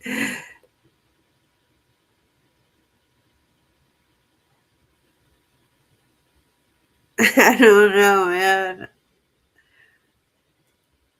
I can't really say I remember enough to like really have an opinion. Because I feel like that running away with the bag was like on something. I'm gonna have to pull out my old ass Monopoly game and look on it. 'Cause, yeah, I think the Monopoly guy was on like the get out of jail free card, maybe, or something. I don't know. Like the commercial, like the commercial, the board, the quarter and stuff.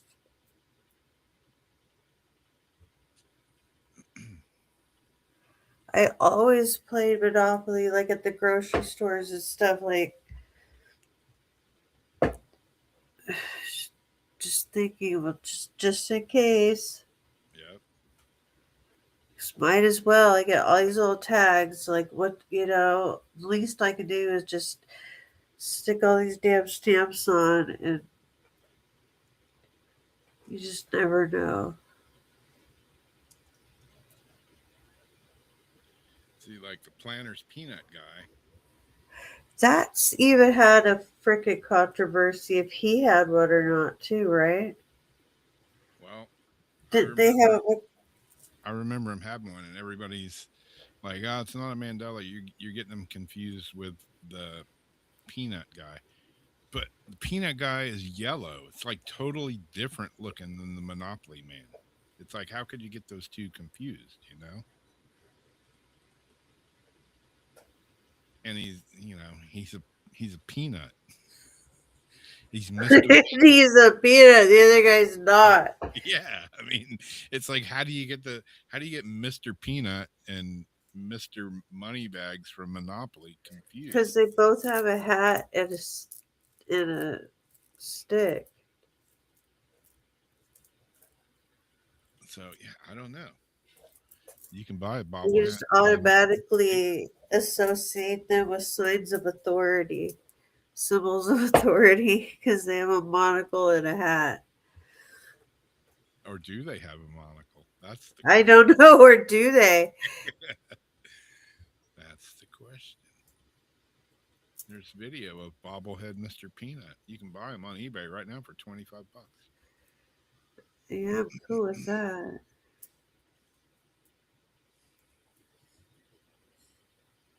So yeah, I don't know. So here's one. Yeah, does everybody remember Curious George Of cartoon? course. Okay, Curious George is a monkey, right? Oh, yeah. Okay, does Curious George have a tail, or does Curious George not have a tail? Oh, shoot. I want to say yeah, because some of the cartoons he was drawn with a tail, but I think sometimes he was drawn without one. Think back to your childhood when you read Curious George books or watch the cartoon on TV. Do you remember a tail? If you do, you may be Y- secretly a time traveler bouncing between Yeah, he had parallel. like that long tail that went like this. Curious George has never had a tail. Now you may find yourself saying, bullshit. Yes, he does. Supposedly, Curious George has never had a tail. I always thought he had a tail because he's a freaking monkey. I don't know. Does he or doesn't he? Did he? I'm trying to think, am I getting it mixed up? Because I do remember sometimes where there's like a little nub tail, like a little circle on some like books or cartoons. And then sometimes he had like the long wavy one where he's like happy and leaping and his tail's all flowing behind him. But I can't remember, was that Curious George or am I getting it mixed up with another monkey? With the tail? Would he grab it with the tail? Hmm.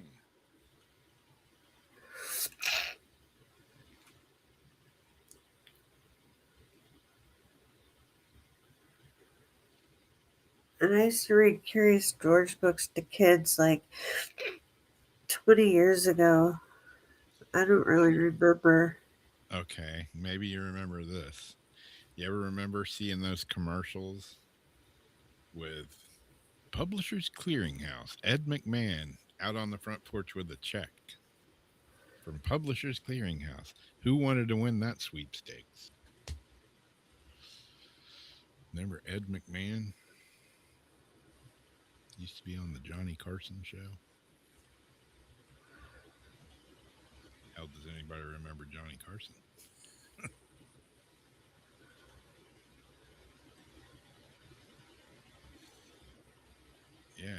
played a lot of Monopoly too, and I would put money on it that mm, I always call him the Monocle Man. His name was like something else,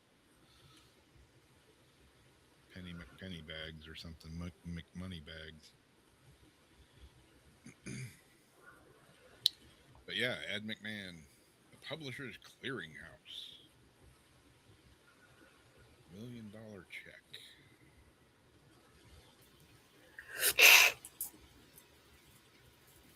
Well, if you remember Ed McMahon was that, you might be a time traveler too, or suffering the Mandela effect, because according to Publishers Clearinghouse, Ed McMahon was never associated with them whatsoever.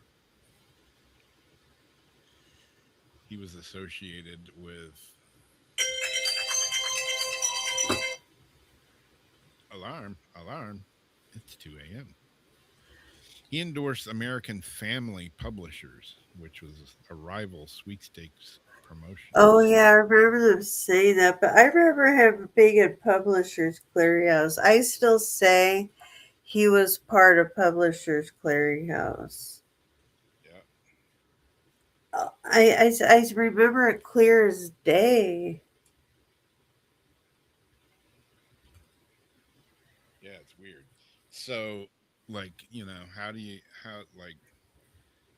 other famous Mandela effect was it the Berenstein Bears or the Berenstein Bears? I don't know. I used to just say the Bernstein Bears. Yeah, I call them the Bernstein Bears, exactly.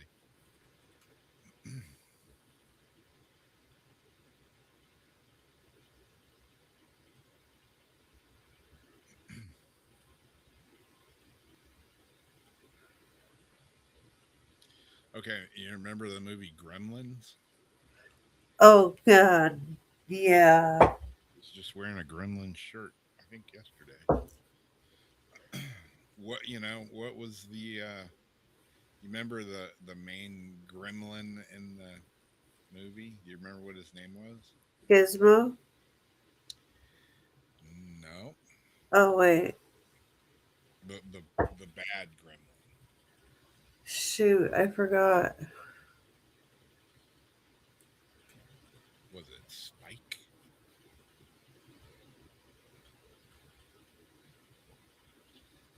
He was the one with like the little mohawk and the real evil look. Yeah, and like the ears, right? They had like the stupid ears, the skinny one. Yeah. Supposedly everybody remembers him as Spike. That's what I thought his name. I would have put money his name was Spike. He's a But it little effer.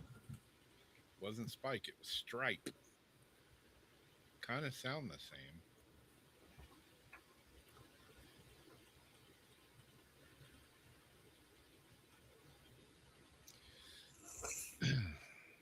How many people I remember the gremlin, but I don't remember his name. I thought he was a little effer. Yeah.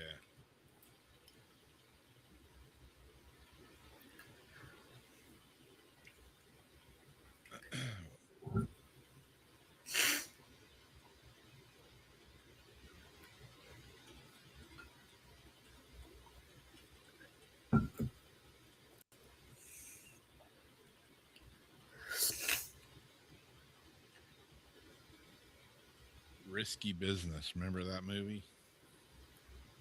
Tom Yeah. Cruise. Remember the part where Tom Cruise comes sliding in his underwear and a white shirt with And sunglasses? his socks. Yeah. Yeah.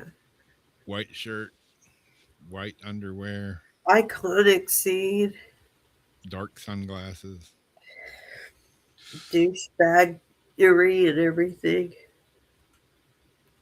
That's what I remember in that movie, but they said in that movie Tom Cruise is not wearing any sunglasses during that scene. I was just gonna say, wait, sunglasses. I kind of remember sunglasses.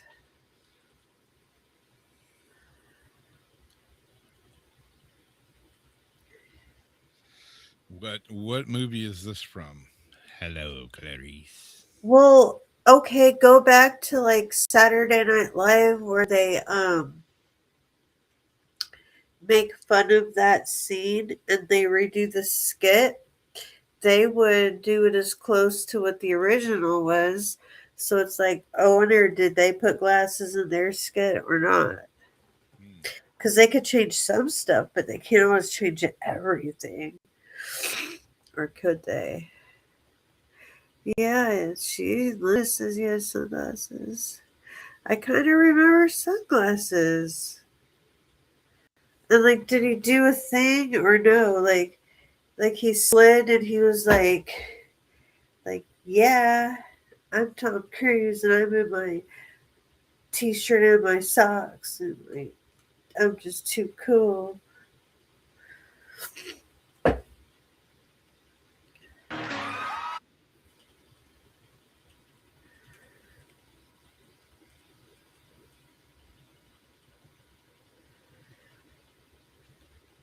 Okay, and Saturday Night Live, he wasn't wearing sunglasses. Wow. What year was that? Hey 1993. Nate. Oh.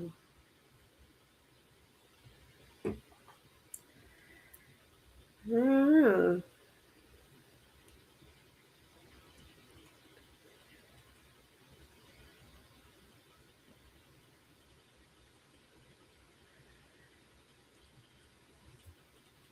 So I wonder if this is why.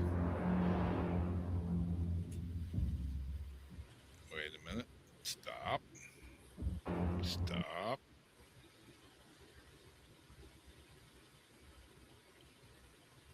I wonder why. And I wonder if this is why we all remember him wearing sunglasses, because in the actual picture for the movie, which is right here, risky business, he's wearing those sunglasses. Oh. And let me wait a minute. Wait a minute.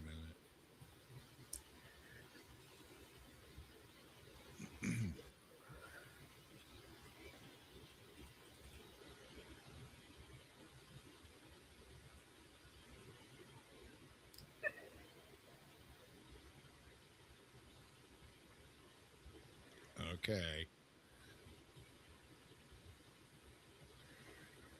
What is this one?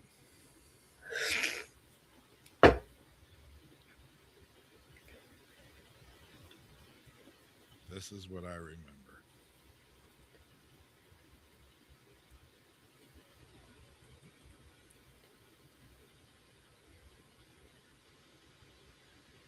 Comes sliding in his underwear and his white shirt, turns around, and he's wearing sunglasses. Yeah.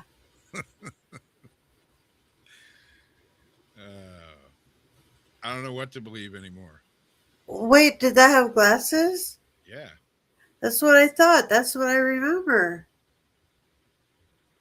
So what are they saying that didn't happen? they're saying that never happened. That right there? Yep, he's wearing glasses in the poster for the movie, but they're saying it never happened. That scene never happened in the movie.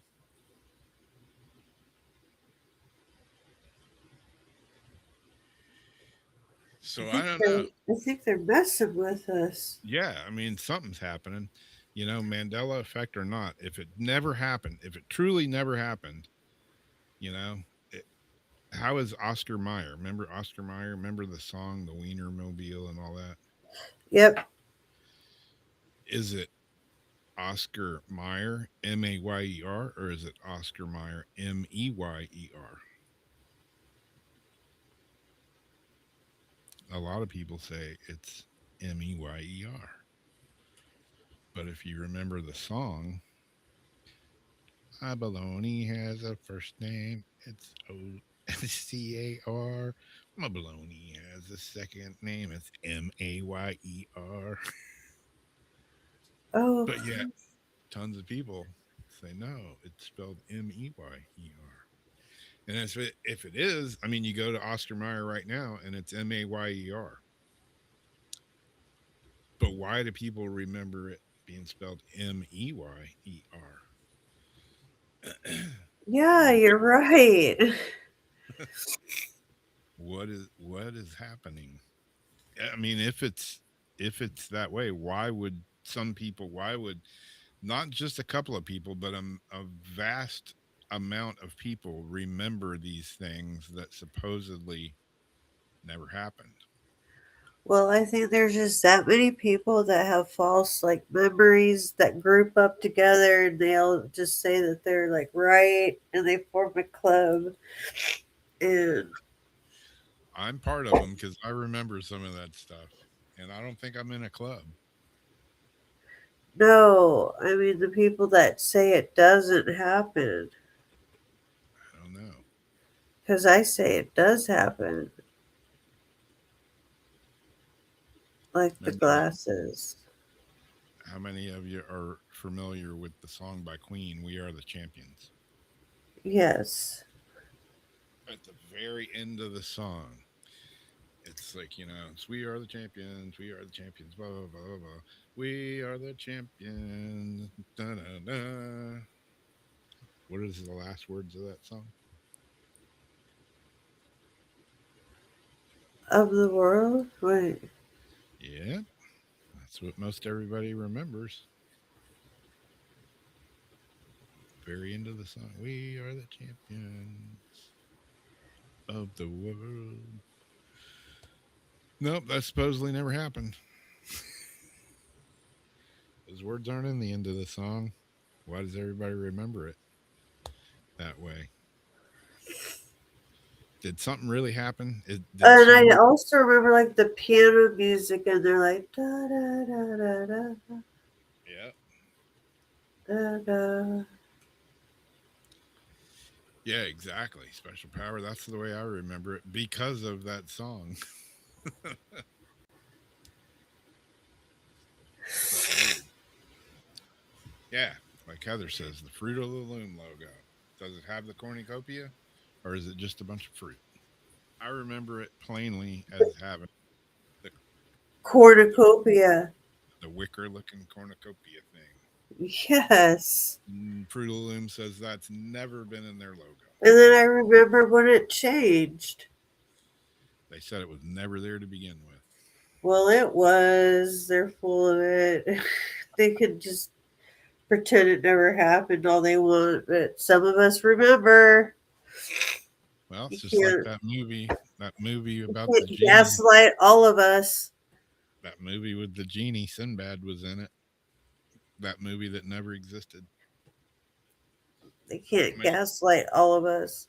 how many people saw that movie and remember seeing that movie?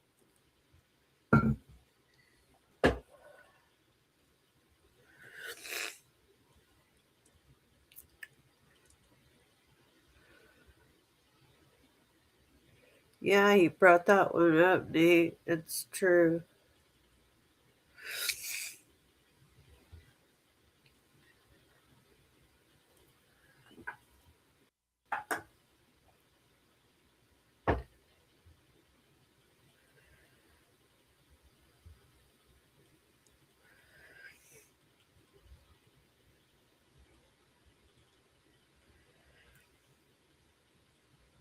This movie right here.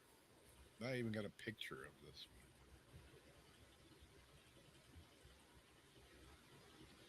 one. That movie. And I probably might even have the VHS of it somewhere. Sinbad in the movie Shazam. Here it is, the VHS tape. That's the cover of it. There's a I picture of wouldn't be surprised. that movie has never was never made supposedly. How many people saw it? How many people remember seeing it? Yeah. But it never existed.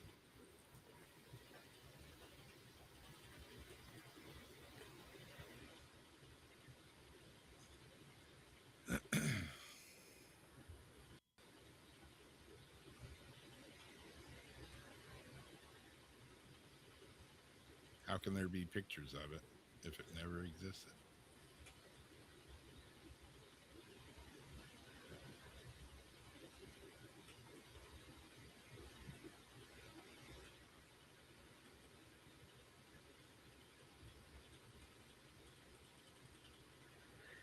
That's like pissing on our leg and telling us it's raining.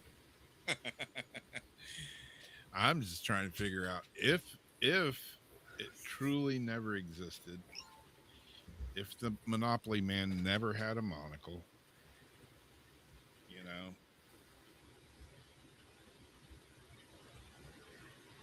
why do we remember it that way?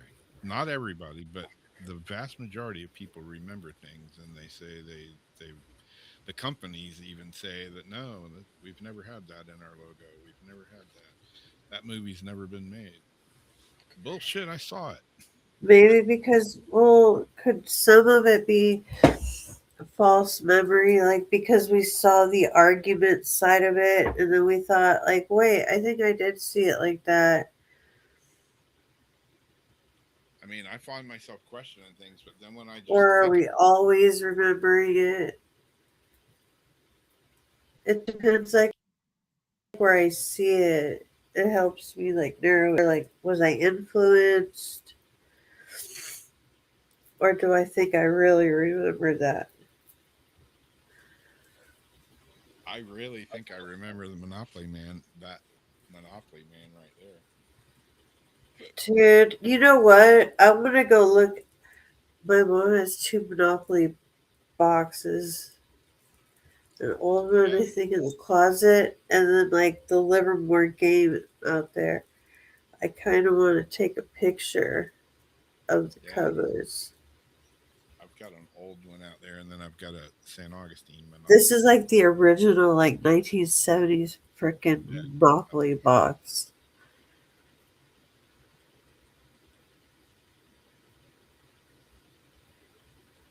You have a St. Augustine one too?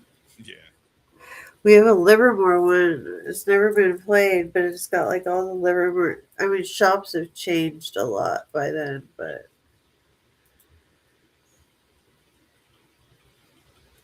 Yeah, I don't know. I don't know if it's real or not. I don't know what to think anymore.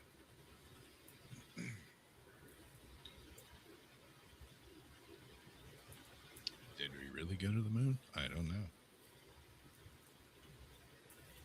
There's a big discrepancy about when did Neil Armstrong die.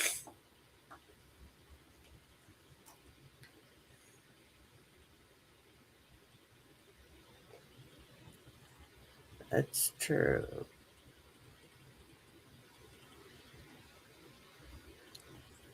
Yeah, supposedly 1988 something happened. Supposedly 2012 something happened. You know, is it a CERN thing? Don't do it. Did CERN certainly did they certainly mess us up? Life was cool. Did they what? Did they certainly mess us up somehow?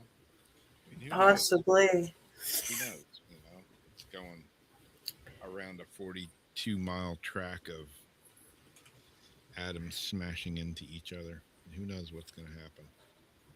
They don't know, but yeah, they continue to experiment.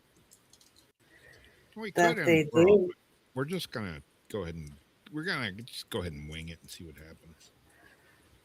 We may tear a hole in the universe, but we got band-aids. We got duct tape and baling wire. We can fix it. MacGyver works for us. Well, anyways, that's enough. I can talk about the Mandela effect all night and keep bringing up more and more and more examples. That means I gotta go get the cat medicine and do the rounds. Rounds of the cats.